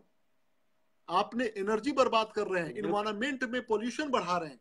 तो क्या हमारे बिल्कुल सांसद साहब की ये जिम्मेदारी नहीं थी कि एक अल्टरनेटिव ऑप्शन, एक ओवर ब्रिज, एक इस तरह के कोई अल्टरनेटिव रोड बनाने की कोशिश करें शहर में? शहर की हमारे जो सबसे मेन मेन इंपॉर्टेंट चीजें हैं, जैसे कि डीएम हाउस, जैसे कि कोर्ट, जैसे कि कचहरी, इन लोगों से, इस महकमा के लोगों से तरीके से बात करके सांसद साहब एक समन्वय बैठाकर इसको शहर से कहीं आउटर एरिया में लेके जाते, ताकि भीड़ भागती वहां से, सिवान के जिले से। बिल्कुल बिल्कुल भैया, कह तो रहा हूँ कि मैं आपकी 100% बातों से सहमत हूँ। 100%। मेरा भाई सिवान जिला के ही गुठनी गांव में सेंट्रल बैंक में एम्प्लॉय है। मैं 2 बार सिवान गया हूँ, मैं बिहार का ही रहने वाला हूँ, मैं 2 बार सिवान गया हूँ। और विश्वास कीजिएगा, भाई आता है और जब सवेरे सवेरे हमको, कह तो रहे हैं, बाई कार नहीं छोड़ते हैं, बाई बस ही छोड़ते हैं कि जाओ सुबह सुबह। और भाई 12 बजे बोलता है कि हाँ भैया पहुंच गए, ऐसा है वैसा है। 2 बार मैं खुद गया और वहां की जो स्थिति देखी, मेरा तो हिम्मत नहीं करता भाई को बाइक कार हमको छोड़ने के लिए, बाइक कार छोड़ने का हिम्मत नहीं करता था। और भाई भी हैंडीक्राफ्ट है, ओहो। भाई हैंडीक्राफ्ट है, लेकिन बोलता है कि भैया हम चले जाएंगे ना, कोई दिक्कत नहीं। बस वाले से कांटेक्ट हो गया, क्योंकि हर वो सेकंड सैटरडे फोर्थ सैटरडे को चलाता था। तो भैया कोई दिक्कत नहीं है, हम तो चले जाते हैं, कोई दिक्कत नहीं है, बस वाला भी हमको सपोर्ट कर देता है। तो ये स्थिति है भैया। बिल्कुल बिल्कुल। आपकी आवाज सुनने के बाद, जिस समय लापता सांसद, हमको लगा कि नहीं, कोई तो आवाज उठाने वाला होना चाहिए, और आवाज हम सबको उठाना चाहिए। कोई क्यों होना चाहिए, हम सबको आवाज उठाना चाहिए, क्योंकि हम लोग अपना मत देते हैं। आज के डेट में हमारा तो ये स्थिति हो गई भैया कि अब हम किसको वोट दें। हमारा सांसद, पूर्व के सांसद माननीय शत्रुघ्न सिन्हा जी थे, वो सुनने में आ रहा है कांग्रेस से एथी करेंगे, टिकट लेंगे मिल गए। पटना इसी क्षेत्र से। अब मैं किसको वोट दूं? रविशंकर प्रसाद सिन्हा जी को तो मैं दूंगा नहीं, चाहे कुछ भी हो जाए। शत्रुघ्न सिन्हा को मैं देना नहीं चाहता, लेकिन अब इसका विकल्प क्या निकाला जाए, इसका विकल्प क्या निकाला जाए? बात सही है मेरे भाई। मैं यही तो समस्या है मेरे भाई, जो राज श्रीवास्तव भाई समझने की जरूरत है हम लोगों को, कि हमारे पास इतनी बड़ी समस्याओं का अंबार लगा है कि हम लोग ऐसे बिल्कुल इश्यूज को लेकर आ रहे हैं बाजार में जो अंग्रेज इस्तेमाल किया करते थे, कि हिंदू मुसलमान करो राज करो। हमारे पास वही आज भी हो रहा है। समाधान नहीं है और हम उल्टे और समस्या की बातें लेकर आ जा रहे हैं। तो ये नेता हमारे नेता हो कैसे सकते हैं? ऐसे बिल्कुल बिल्कुल तो लोकतांत्रिक व्यवस्था के ही तहत इनको सबक सिखाने की जरूरत है, ऐसे भाषा वाले को, चाहे कोई हो, जिस भी पार्टी से हो। बिल्कुल बिल्कुल। बिल्कुल, मैं भी सहमत हूँ भैया, मैं भी सहमत वो हूँ यहाँ आपकी पर बात तो से। जुड़ने की कोशिश करना, मैं चाहूंगा कि 2 मिनट आप भी जुड़ो। जी राज भाई। क्या भैया? नहीं नहीं, मैं ये कह रहा था कि अगर एक दो दोस्तों को और मैं जोड़ूंगा आपके बात से, और फिर मैं सब लोगों को गुड नाइट कहूंगा। नहीं नहीं भैया, एकदम जोड़िए, सबको जोड़िए, क्योंकि आवाज यहाँ बुलंद करना हो सकता है। देखिए भैया, मैं भी लाइव नहीं आता हूँ, आप भी जानते हैं, नहीं नहीं, आपसे मैं मिला भी हूँ, थोड़ा सा मैं संकोच करता हूँ, लेकिन नहीं, संकोच करने से तो ये समाज डेवलप नहीं होने वाला है, या हमारे चुप रहने से बहुत बेहतर भी नहीं होने वाला है। तो ठीक है, हमारी कोई सुने चाहे नहीं सुने, हमको अपनी आवाज बुलंद करनी पड़ेगी, हमको आवाज उठानी पड़ेगी। अभिषेक शर्मा का एक शब्द हमको हमेशा दिल में बैठा हुआ है, बोल की लब आजाद है तेरे। बेशक। अरे आप बोलो, कुछ हो चाहे ना हो, आप अपनी बात रखो, अपने विचार रखो, बिल्कुल। और होना ना होना वो बात की बात लोकतांत्रिक है। व्यवस्था को हमेशा सर्वोपरि मानना है, बिल्कुल संविधान को बिल्कुल, और लोकतांत्रिक व्यवस्था बिना हमारे बोले मजबूत नहीं हो सकती है।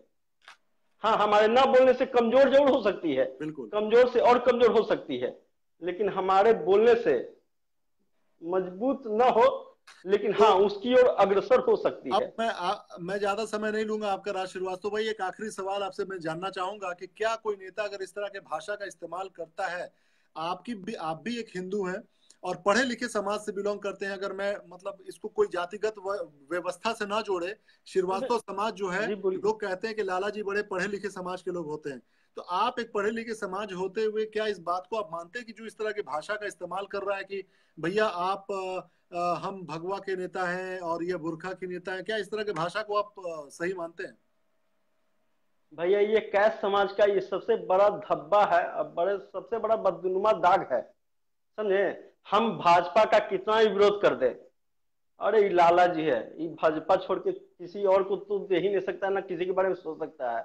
ये हमारे ऊपर बदनुमा दाग लग चुका है, और ये क्या बोला जाए भैया, ये लोगों की मानसिकता है, ये समाज की मानसिकता बन चुकी है, और मैं इस मानसिकता को कभी कतई नहीं मानता, कतई नहीं मानता इस तरह की मानसिकता को। नहीं, मैं तो आपसे अरे हम लोग, अब मैं मिला हूं, मैं हम लोग तो आपके विचारों से बड़ा सहमत रहता हूं। जिस तरह की बातें आप कहते हैं, आप किस पार्टी को सपोर्ट करते हैं नहीं करते हैं वो दूसरी चीजें, लेकिन खुद में एक इंसान अपने भाषा को, अपने विचार को जो सही रखता है, मेरी नजर में वो इंसान बेहतर है और कुछ नहीं। तो बहुत बिल्कुल बहुत बिल्कुल धन्यवाद। तो आप इस भाषा को गलत मानते हैं कि नहीं, जो इस तरह की भाषा का इस्तेमाल करता है कि बिल्कुल एकदम गलत है, बिल्कुल गलत है भैया। कहा तो नहीं भैया, मैंने आपको कितना बार इन्वाइट किया कि आप कभी मेरे घर पे आइए, मैं ऐसे जगह ले जाऊंगा जहां पे लोग सलाम करेंगे और आप वो देखेंगे कि वाकई में राज श्रीवास्तव इस जगह पे बिलोंग करता है, इस जगह पे बिलोंग करता है। ऐसे ऐसे जगह लेके जाऊंगा, एज ए पत्रकार मैं आपको बुला रहा हूँ कि पटना साहिब क्षेत्र में भी आइए भैया कभी आप। आऊंगा, जरूर आऊंगा, और मैं देखूंगा कि शत्रुघ्न जी ने क्या काम किया है, अब क्या काम करेंगे, जरूर मैं करूंगा। बहुत बहुत धन्यवाद मेरे भाई, आपका बहुत शुक्रिया धन्यवाद भैया, धन्यवाद के हमको लिए। टाइम देने के लिए। Good night. गुड नाइट भैया, गुड नाइट। तो बिहार के पटना साहिब क्षेत्र से आप थे राज श्रीवास्तव भाई। हालांकि सिवान ये कई बार आए हैं, जुड़े हैं, देखे हैं, तो इसीलिए मैंने इनको जोड़ा। मैं चाहता हूं कि और भी कोई अगर सिवान के क्षेत्र से भाई जुड़ना चाहते हैं, बिना पार्टी पॉलिटिक्स के अंधभक्ति किए हुए, मैं चाहता हूं फैक्ट्स पे बात कीजिए, तरीके पे बात कीजिए, आप क्या सोचते हैं, आप क्या चाहते हैं, उस पे बात कीजिए, ठीक है। और जो सही है अपने क्षेत्र के लिए वो किस तरीके से चाहिए उसके बारे में बात कीजिए, तभी सुनने वाले को भी पसंद आएगा, समझने में आसानी होगी, और मुझे खुद अच्छा लगेगा कि चलो हमारे जो नौजवान हैं, जो युवा हैं, जो बेहतर सोच रहे हैं, यकीन मानिए बहुत अच्छा होगा। मैं बिल्कुल आऊंगा, जितने भाई ने कमेंट किया था कि कहीं आने की बात कर रहे थे, उत्तराखंड में जरूर आऊंगा, अभी आने का प्लान ही है मेरा ऋषिकेश का।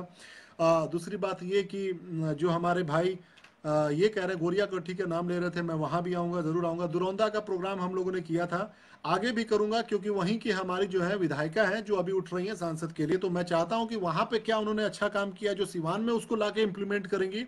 जैसे कि मोदी जी कहते हैं ना कि गुजरात कभी आकर तो देखो, और बनारस में जाके पता किए तो गंगा जी और यमुना जी और इलाहाबाद का मामला तो वैसे ही के वैसे ही है, कोई सफाई नहीं, कोई कुछ नहीं। केवल जब वहां पे नेता आते हैं तो उसको खूबसूरती के साथ लाइट्स वगैरह लगा दिए जाते हैं बनारस में, ये दिखाने के लिए कि हमारे सांसद साहब आए हुए हैं, यानी मोदी जी वहां के सांसद हैं, तो बड़ी खूबसूरत दिख रहा है। गार्ड वो लगा दिया जाता है, गमला लगा दिया जाता है सड़कों पर, और जैसे ही मोदी जी जाते हैं पीछे से वो गमला उठा लिया जाता है। तो ये बातें दिखाई देती हैं। कभी भी जो जो अहम मुद्दे हैं, वो आपके रंगीनियों से नहीं है, वो लाइट्स लगा देने से, वो गुलदस्ता लगा देने से वो समस्या का समाधान नहीं है। समस्या क्या है कि बच्चों का भविष्य क्या होगा, बच्चे पढ़ लिख कर किस दिशा में जाएंगे, पढ़े कैसे, लिखे कैसे, किस स्कूल में, क्या सरकारी स्कूल इस लायक है जहां पर शिक्षक तरीके से आते हों, अटेंडेंस लगाते हों और बच्चों को पढ़ाते हों और जिम्मेदारी के साथ पढ़ाते हों। कोई आके वहां पर स्वेटर ना बुन रही हो, कोई आके खैनी ना वहां पे मल रहा हो, कोई आके वहां राजनीति की बातें ना कर रहा हो, कोई आकर वहां पर ये ना कहता हो कि ये बच्चा किस समाज का है, इससे मैं इसकी कॉपी को मैं दूर से टच करूंगा या इसको मैं दूर रखूंगा।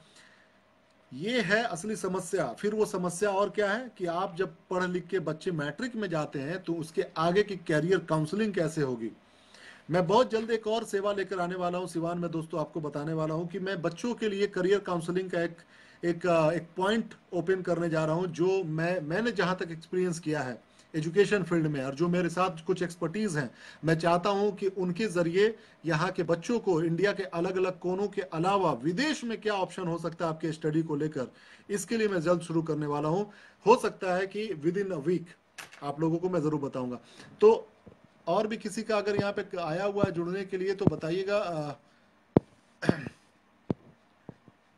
तो मैं चाहता हूं आप जुड़िए और बात कीजिए, क्योंकि बगैर जुड़े जो है समस्या का समाधान नहीं निकलने वाला। ठीक है, हुसैन अब्बास भाई, if you are free can you join me please right now, because आप बहुत ही एक नेक इंसान, बच्चों को सही मायने में सही शिक्षा देने वाले दोस्तों। मैं चाहता हूं कि ये भाई साहब जो है, मैं जिनके कमेंट को पिन कर रहा हूं, अमेजिंग लिखा है जिन्होंने, हुसैन अब्बास इनका नाम है, शिक्षा के क्षेत्र में बहुत अच्छा काम कर रहे हैं, बहुत नेक इंसान है।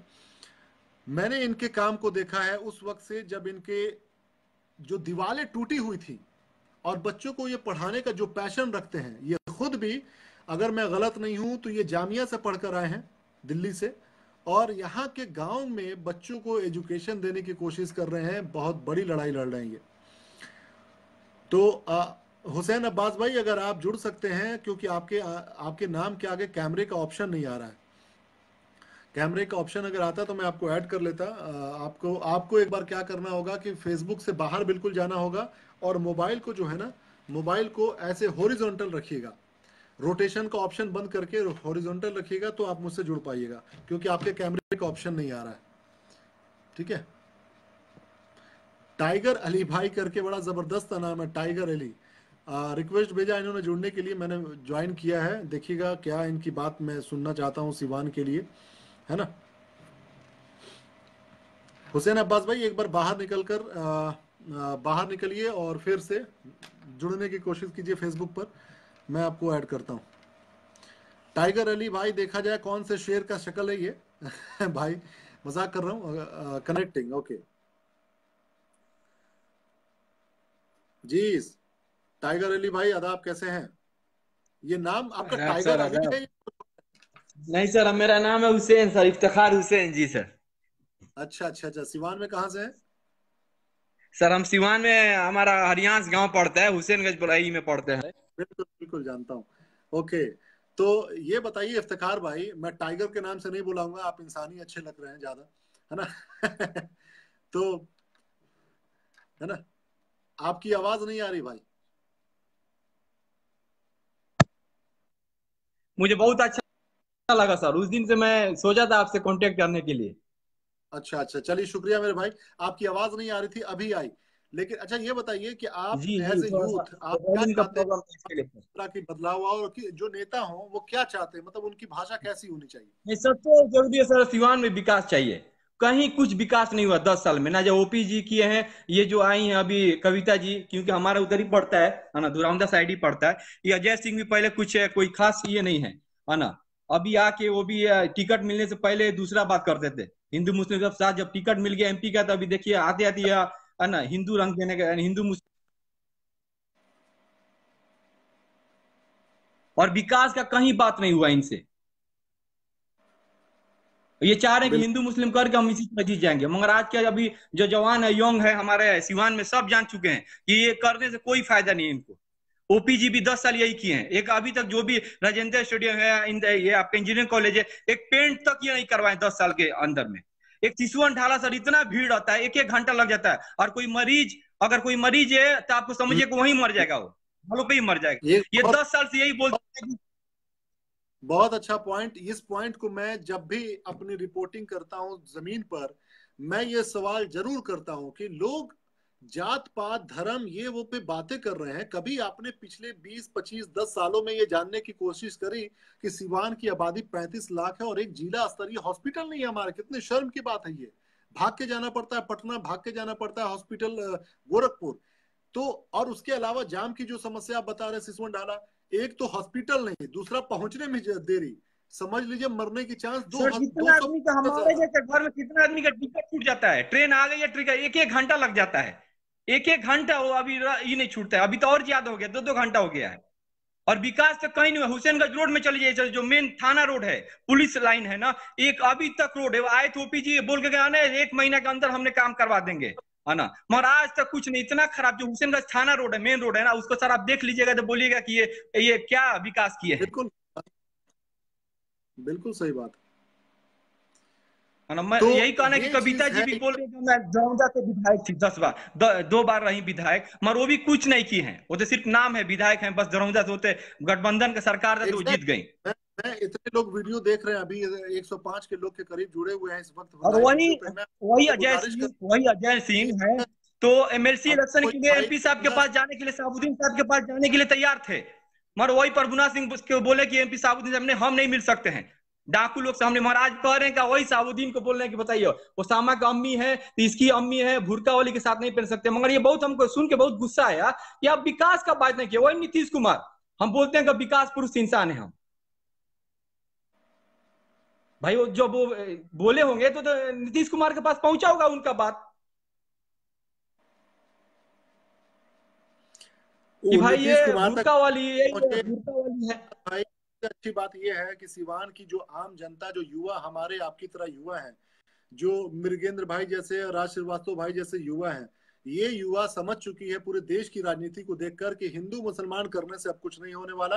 आपको मौका दिया था एज ए एमएलए अपने क्षेत्र में काम करने के लिए। मैं ये भी अभी मैं पूछना चाह रहा था कि क्या कोई दुरौंदा क्षेत्र का अगर हो तो वो भाई जरूर मुझसे जुड़ेगा, कि मैं चाहता हूं कि उस क्षेत्र के में क्या हुआ था, कि विकास जो आप करना चाहेंगे पूरे सिवान में, तो मैं वो देखना चाहता हूं। मैं ये चाहता हूं कि अगर आप कोई भी राजनीतिक पार्टी हो, विनय भाई कोई भी राजनीतिक पार्टी हो, उसका मकसद होना चाहिए कि मानवता का भलाई हो।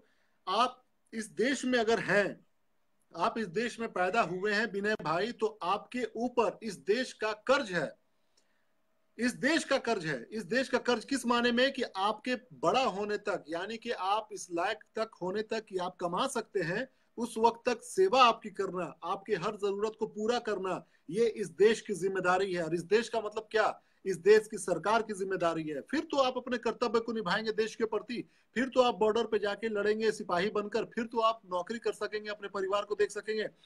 मेरा कहने का मतलब यह है कि अगर आपकी उम्र 10, 11, 12, 13, 15, 16, 17, 18 तक की उम्र तक आपको सही शिक्षा ना मिले, आपको सही स्वास्थ्य ना मिले, आपको सही सड़क ना मिले, सही बिजली व्यवस्था ना मिले, सही कुछ भी ना मिले, तो आपको किस प्रकार से आप इस देश की सेवा कर पाइएगा? जब इंसान हम और इफ्तिखार भाई जैसे या विनय भाई जैसे या कोई दूसरा इंसान अगर जो इस देश में एक क्या कह सकते हैं, एक आवारा टाइप का, मान लीजिए कोई लड़का है जो कुछ नहीं करता, जो घूम रहा है, लड़ाई झगड़ा कर रहा है, बदमाशी कर रहा है, वो देश का भला कैसे कर सकता है? वो देश पे तो बोझ है। और ज्यादातर युवा जो है बेरोजगार ऐसे ही घूम रहे हैं, उनको रोजगार में नौकरी नहीं है, कमाने का जरिया नहीं है। वो खेती भी अब इस तरीके की नहीं है टेक्नोलॉजी से भरी हुई कि हम ये बोल सके कि सिवान में लगभग 70% जो जनसंख्या है, 60% जो जनसंख्या है वो खेती पे निर्भर करती है। और खेती के नाम पर यहाँ पे नलकूप नहीं है, यहाँ पे जल व्यवस्था नहीं है, यहाँ पे नहरें नहीं है, नहरों का सही विस्तीर्ण नहीं है, नहरों का सही से डिस्ट्रीब्यूशन नहीं है। तो किस प्रकार से हम समस्याओं का समाधान निकालेंगे, कैसे हम सारे मुश्किलों का सामना करेंगे, है ना?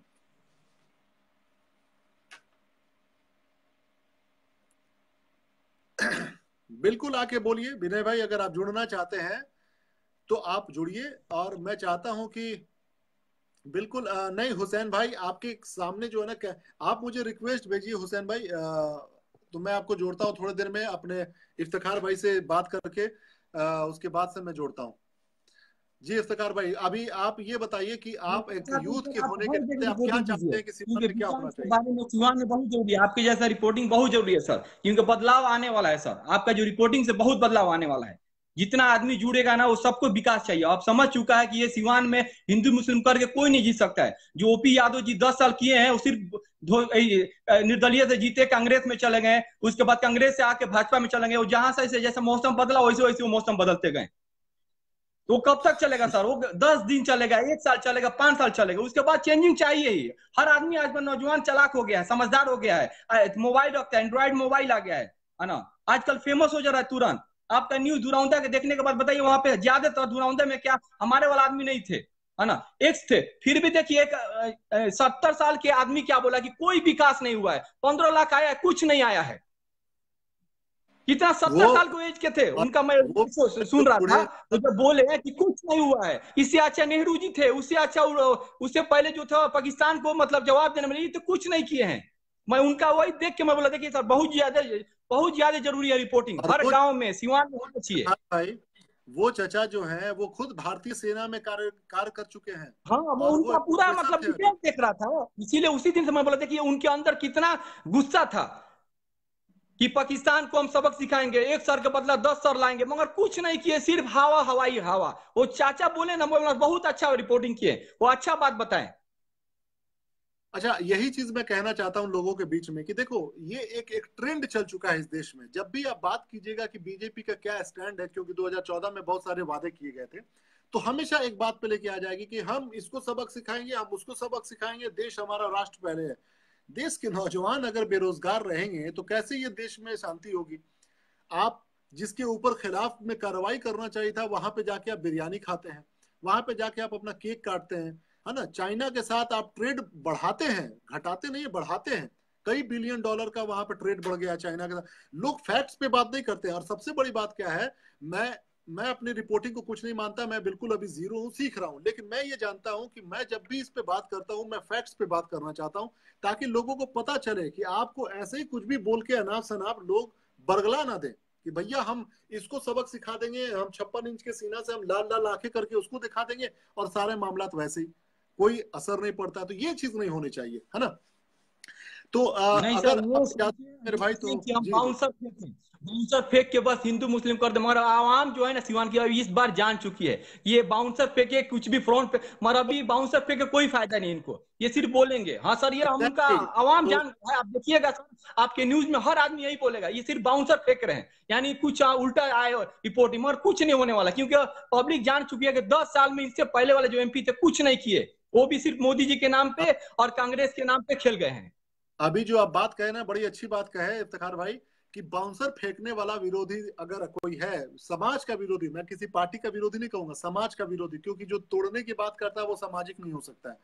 तो बाउंसर किसको फेंक रहा है? एक बल्लेबाज को। और हम लोगों को ये दिखाना है, यानी सिवान की जनता को, भारत की जनता को, कि जो क्रिकेट की टीम है वो मिल के खेल रही है, तरीके से खेल रही है, हर टीम के उसमें मेंबर्स हैं। जो विरोधी हैं, जो विदेशी हैं, है ना, वो बाउंसर फेंके कोई फर्क नहीं पड़ता, लेकिन लड़ेंगे हम लोग मिलजुल कर पूरे टीम की तरह से, तो ये तभी जीत पक्की हो जाएगी। ठीक है, चलिए, बहुत शुक्रिया मेरे भाई जुड़ने के लिए। मैं किसी और भाई को जोड़ लेता हूँ, ठीक है। फिर कोई से बात मैं नहीं। किसी दिन जोड़ूंगा जी आपको। बहुत शुक्रिया इफ्तिखार भाई, गुड नाइट। जी जी जी। हुसैन अब्बास भाई, जो मैं चाह रहा था कि एक पॉइंट हम लोग शिक्षा के ऊपर बात करें, प्राइमरी स्कूल के बारे में, इंफ्रास्ट्रक्चर के बारे में, क्वालिटी एजुकेशन के बारे में, और डेडिकेशन के बारे में। तो अगर अब्बास भाई, अगर आप हैं यहाँ पर तो कमेंट कर दीजिएगा, क्योंकि आपके कमेंट ऊपर चले गए हैं, मैं अभी देख नहीं पाऊंगा। ठीक है, तो मैं एजुकेशन के बारे में, क्योंकि देखिए एजुकेशन है तो मुमकिन है, मोदी है तो मुमकिन नहीं है, राहुल है तो मुमकिन नहीं है, एजुकेशन है तो जरूर मुमकिन है। और क्या क्या मुमकिन है वो सब जानते हैं। आज यहाँ सिवान में जितने भी नौजवान हैं, चाहे वो किसी भी जाति धर्म से बिलोंग करते हैं, वो विदेश में जाते हैं तो वो देखते हैं, सिवान से बाहर जाते हैं तो दिल्ली में देखते हैं कि भाषा कितनी ज़रूरी होती है, इंग्लिश कितनी ज़रूरी होती है, कंप्यूटर कितना ज़रूरी होता है, कितनी ज़रूरत होती है जब हमारे बीच में 10 लोगों के बीच में हमें अपने आप के बारे में बताना पड़ता है। तो अफसोस आता है कि अरे यार, we don't have anything to talk about. हम किसके बारे में बात करें? ले देकर हम लोग एक ही चीज बड़े शान से बोलते हैं कि we belong to a place where doctor Rajendra Prasad was born and he was our first president of independent India. बस यही एक सेंटेंस जानते हैं। एक ही हैं हमारे शख्स हैं जो सिवान में पैदा हुए थे, डॉक्टर राजेंद्र प्रसाद, और वो इस सिवान के रहने वाले थे। We don't have anything to explain about. हमारे पास कुछ नहीं है ऐसा कि जिसके बारे में हम बता सकें बड़ी शान से। ठीक है। तो हुसैन अब्बास भाई शायद आप नहीं है यहाँ पर, तो मैं किसी और भाई को तब तक जोड़ लेता हूँ। हाँ, हुसैन अब्बास भाई का आया हुआ है रिक्वेस्ट। ठीक है। तो मकसद मेरा सिर्फ एक है कि सिवान की आम जनता जो है वो धर्म जाति पे ना बटे। देखिए दिवाली आई थी, कितने अच्छी खुशी के साथ सब लोगों ने मनाया था, बिल्कुल एक दूसरे के साथ मिलजुल के मनाए थे। जी भाई, अस्सलाम वालेकुम। वालेकुम सलाम रहमतुल्लाह।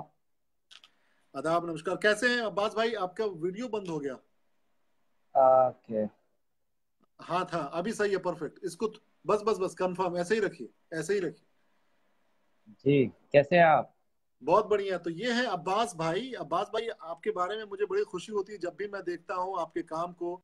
लोग आपके भी वॉल को अगर अभी विजिट करेंगे तो वो देख पाएंगे कि आप एजुकेशन के फील्ड में कितना अच्छा काम करते हैं। मैं चाहता हूं कि आप बेसिक जो इंफ्रास्ट्रक्चर की जरूरत होती है, बेसिक जो क्वालिटी एजुकेशन की जरूरत होती है, जो फाउंडेशन होता है बच्चों का, उसके अंदर में जो बच्चों के अंदर में एक जोश जज्बा पैदा करना कि पढ़ाई कितनी जरूरत है, वो उसके बारे में आप कुछ बताइए। क्योंकि सिवान में बहुत सारी बातें हो रही हैं जात धर्म को लेकर। इस शिक्षा पे बात करते हैं आज। रफीक भाई, फर्स्ट ऑफ ऑल मैं आपका बहुत बड़ा शुक्रगुजार हूँ कि आप बस छोटा सा यही कहना चाहूँगा कि आपने जो मुझे मेरे काम को जो ऑब्जर्व किया है, और उस ऑब्जर्वेशन के अकॉर्डिंग कि आपने मुझे आपने मुझे देखा इस काम पे कि किस तरीके से काम करना है और इसमें क्या क्या बेसिक्स रिक्वायरमेंट है। इन शॉर्ट यही मैं कहना चाहूंगा। थोड़ा मेरा एक्सपीरियंस नहीं है लाइव बातें करने के लिए, इसके लिए सॉरी, माजरत चाह रहा हूँ। बिल्कुल आप। हाँ, जी। बच्चों को बेसिक कंसेप्ट के लिए सबसे बड़ा मैं कहना चाहूंगा कि गार्जियन, जो हमारे माँ बाप है, अगर हमारे माँ बाप बच्चों को ये समझ के पढ़ाए कि वो जो भी कुछ सीखना चाहता है वो सीखे, उसे ये फ्रीडम मिलनी चाहिए, ये प्रेशर नहीं मिलनी चाहिए कि नहीं मेरा बेटा ये नहीं कर रहा है, वो नहीं कर रहा है, किसी से कंपेयर नहीं करना है, पहली बात। और एक सबसे बड़ा प्रचलन ये चलता हुआ आ रहा है कि हम पहले अपने न्यू को बर्बाद कर देते हैं। यानी कि अगर मेरा बच्चा 10th तक कुछ भी करे, 10th तक वो पढ़े या नहीं पढ़े कोई प्रॉब्लम नहीं है, बट 12 के बाद गार्जियंस क्या करते हैं कि पैसे दे के उनको दिल्ली भेज देते हैं, और जो न्यू मजबूत नहीं रहता है उसके कारण जो है वहां जाके बच्चे को बहुत परेशानियों का सामना करना पड़ता है, जिसमें से एक मैं था। मैं 2003 से जो है 12 करके, और मेरे काफी बेसिक्स वीक थे, और जब मैं दिल्ली गया और मैं कुछ ऐसे लोगों से मिला, मैं उन लोगों का नाम नहीं लेना चाहता, और मैं जब जो हालात देखे तो उसमें मैं भी शामिल हो सकता था, लेकिन मैंने अपने आप को बहुत कंट्रोल किया और मैंने वहीं से रिसर्च किया। और मैं जामिया का थैंक्स कहना चाहता हूँ।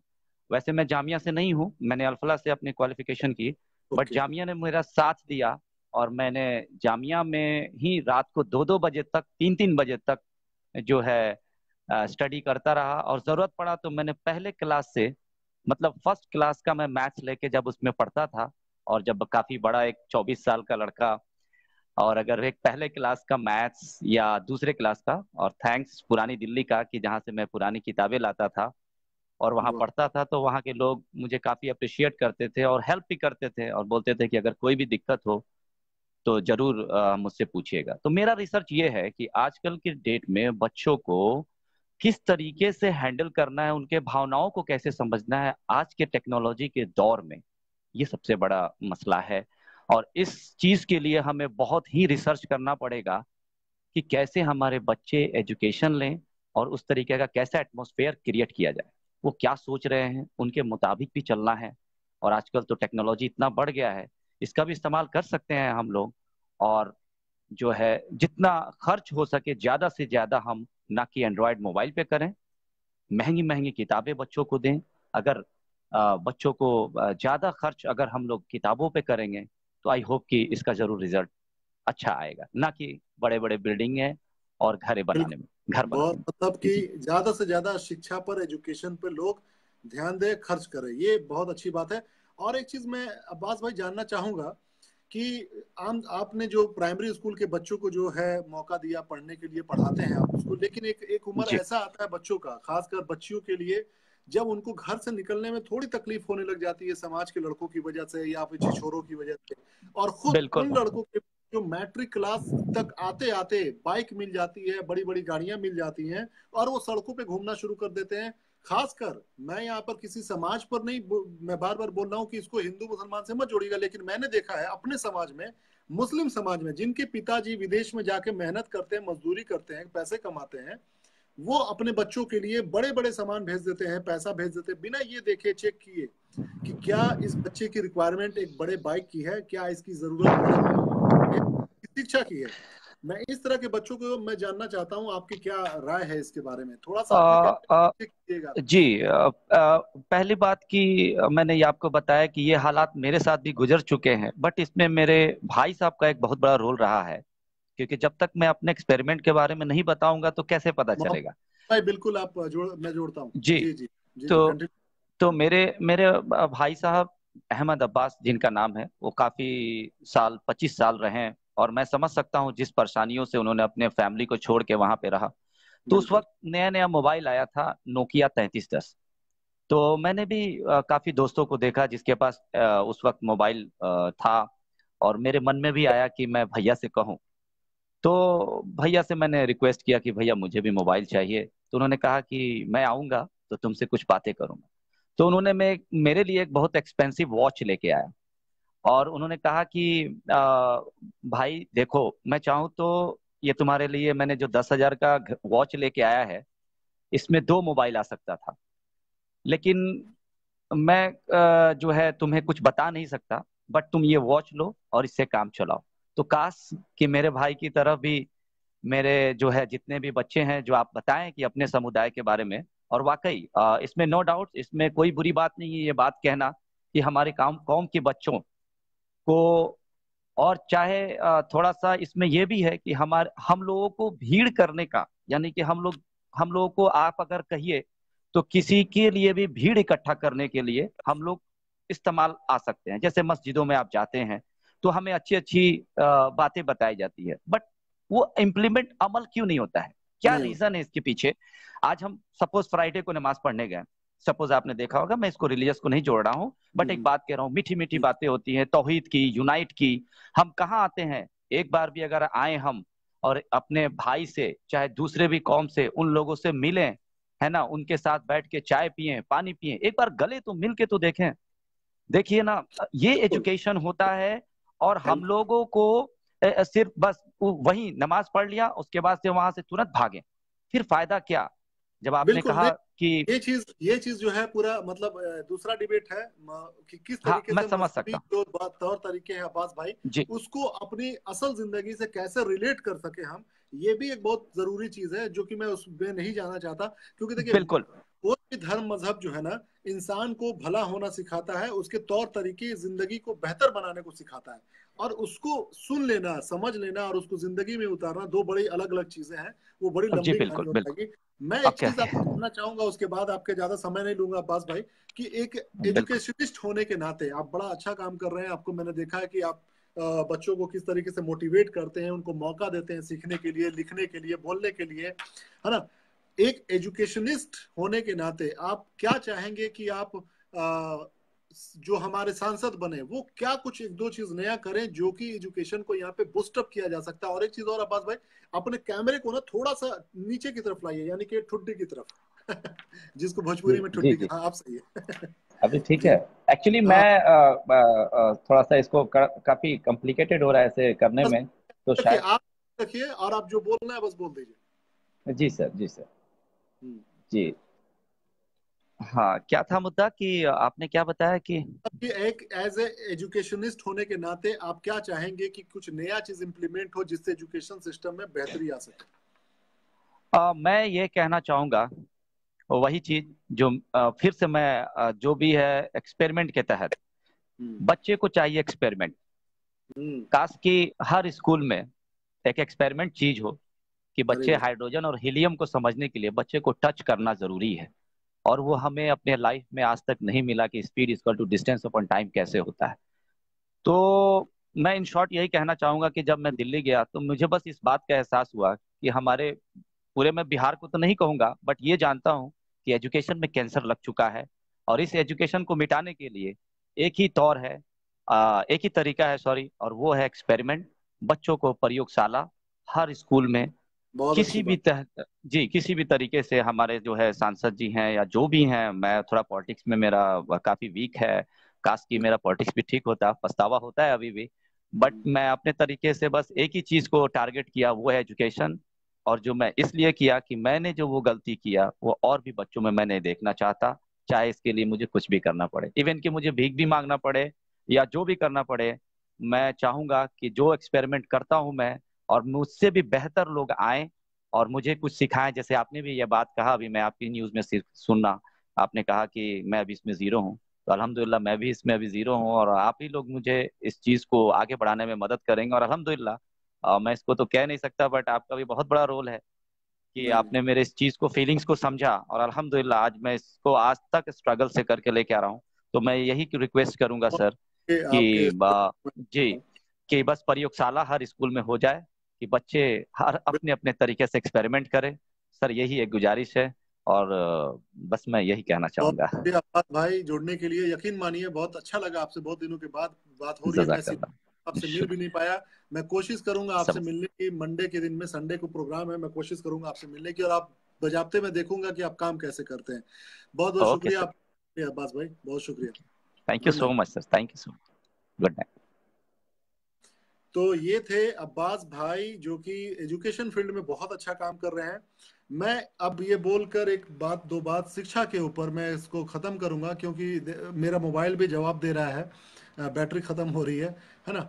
कि एजुकेशन में दो तीन चीज़ें हैं जो मुझे लगता है पर्सनली कि बहुत ज़रूरी है, और मैं उम्मीद करता हूँ आप सबको भी ये चीज़ें लगती होंगी ज़रूरी है। पहली बात कि एक साइंटिफिक वे में हर इंस्टीट्यूशंस को, हर गवर्नमेंटल इंस्टीट्यूशंस को, गवर्नमेंट के स्कूल को इक्विप्ड किया जाए।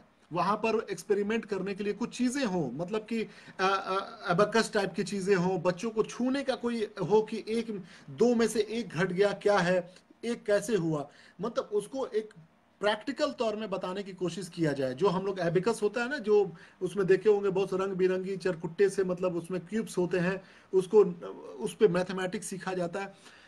इस तरह के जो भी एक्सपेरिमेंटल चीजें हैं वो दिया जाए। और सिवान में कम से कम हर प्रखंड में, अगर हर प्रखंड में नहीं तो कम से कम हर विधानसभा में एक एक जरूर पुस्तकालय बन जाए। ये मेरी गुजारिश है, और मैं सब लोगों को चाहता हूं, जितने भी लोग यहाँ पर जुड़े हैं, आप लोग भी इसके बारे में जरूर कहिए और पूछिए उस महाशय से भी जो अपने आप को हिंदू, मुसलमान और सिख ईसाई करके वोट पाना चाहते हैं, कि महाशय आप वहाँ के विधायक रह चुके हैं, आप ही रह चुके हैं, क्योंकि आपकी पत्नी तो सिर्फ नाम से है और आप ही आगे पीछे सारी चीजें करते हैं, मैनेज करते हैं। तो क्या आपने एक भी पुस्तकालय बनाकर अपने क्षेत्र के बच्चों को पढ़ाई लिखाई की तरफ रुझान दिलाने की कोशिश की? ये सवाल, बेसिक सवाल है, आपको करना चाहिए। ठीक है, चलिए, बहुत बहुत धन्यवाद आप सब लोगों का जुड़ने के लिए न्यूज इंडिया तक के इस लाइव सेशन में। मैं रफीक अहमद सिवान से इस वक्त मैं इसलिए बातें कर रहा हूं क्योंकि मैं चाहता हूं कि जो भी अच्छाई की शुरुआत हो, एक बदलाव की शुरुआत हो, और उसके बारे में अगर हम बात करते हैं या न्यूज इंडिया की टीम बात करती है, तो मकसद सिर्फ एक होना चाहिए कि हम उस चीज में बदलाव ला सके और अपनी कोशिश कामयाब हो सके उसको बेहतर बनाने में। ठीक है, ठीक है, चलिए, बहुत बहुत धन्यवाद आप सबका जुड़ने के लिए। मैं चाहता हूं, एक बार गुजारिश करूंगा कि आप इस वीडियो को जरूर शेयर कीजिएगा, अपने सारे व्हाट्सएप में शेयर कीजिए, फेसबुक पे शेयर कीजिए, सिर्फ इसलिए ताकि लोगों के अंदर में एक जागरूकता फैले। क्योंकि सिर्फ बोल देने से साथ नहीं हो जाएगा, आपको साथ या तो आप खुद बोल के इसी तरीके से कीजिए लाइव आकर, या फिर अपने लोगों में बात करके, गांव में निकल कर, जैसे कि हम लोग नुक्कड़ सभा करते हैं, लोगों से मिलते हैं, बात करते हैं, या फिर कम से कम इस चीज़ को शेयर करके या खुद वॉच पार्टी चला के, जैसे भी आप कर सकते हैं बेहतर होगा। ठीक है, और ये सब तभी मुमकिन है जब सारे लोग हिंदू मुस्लिम से बाहर निकले और विकास को लेकर एक नए माहौल को पैदा करें। बिल्कुल बिल्कुल होगा, होगा, ऐसे ही होगा। और ये हम सिवान के युवा ही मिलकर करेंगे। और मुझे पूरी उम्मीद है, यकीन मानिए, सारे के सारे मेरे हिंदू मुस्लिम सिख ईसाई जितने भी दोस्त हैं, जितने भी अहबाब हैं, I am damn sure about it कि जितने भी हमारे मित्र हैं वो सब के सब पढ़े लिखे इंसान हैं। उनके ऊपर हिंदू मुसलमान जैसी भाषा का कोई असर नहीं होने वाला, क्योंकि वो लोग देश की राजनीति को देख चुके हैं। जिस देश में महिला की इज्जत को लेकर देश के प्रधानमंत्री बोलता हो, और वहीं का एक छोटा सा प्रत्याशी, एक एमएलए का पति और एक सांसद की लड़ाई लड़ने वाले के पति जो है, वो अपने आप को इस तरह का भाषा बोले कि महिला की बेइज्जती की बात हो, आप किसी के खास का नाम लेकर बातें करें, तो वो चीज़ सही नहीं है, शोभा नहीं देता है। ठीक है, चलिए, तो आप लोग अपना ख्याल रखिए। बहुत बहुत धन्यवाद जुड़ने के लिए फिर से। और सिवान हो या पूरा देश हो, तरक्की तभी होगी जब सब कुछ मिलजुल के किया जाए। और शिक्षा है तो मुमकिन है, मोदी है तो मुमकिन नहीं है, राहुल है तो मुमकिन नहीं है, लेकिन शिक्षा है तो ज़रूर सब कुछ मुमकिन है। इस बात को याद रखिएगा, शिक्षा है तो मुमकिन है। धन्यवाद, बहुत बहुत धन्यवाद। न्यूज़ इंडिया तक के इस खास प्रोग्राम में आप सब लोगों का शुक्रिया। जय हिंद, शब खैर, गुड नाइट, शुभ रात्रि। और एक चीज आखिरी में, अगर कोई साहब कोई अपने एरिया में चाहते हैं कि हम लोग आए और वहाँ के लोगों से बात करें, तो आप इनबॉक्स में ज़रूर से अपना एरिया, और आप खुद अगर वहाँ मौजूद होने चाहिए, ये नहीं कि आप कहीं और हैं, विदेश में हैं, देश के दूसरे कोने में हैं, और फिर आप बता रहे हो, तो वो संभव नहीं होगा। आप खुद वहाँ पर कीजिए, और वहाँ पर प्रोग्राम को हम लोग आके देखेंगे, मिलेंगे, बात करेंगे आप लोगों से, जनता से, जो भी हो सकता है, हर तरह की समस्याओं पर बात करेंगे, और जो भी इश्यूज हैं उसको हम लोग सामने ला के रखने की कोशिश करेंगे। बहुत धन्यवाद, शुक्रिया, जय हिंद।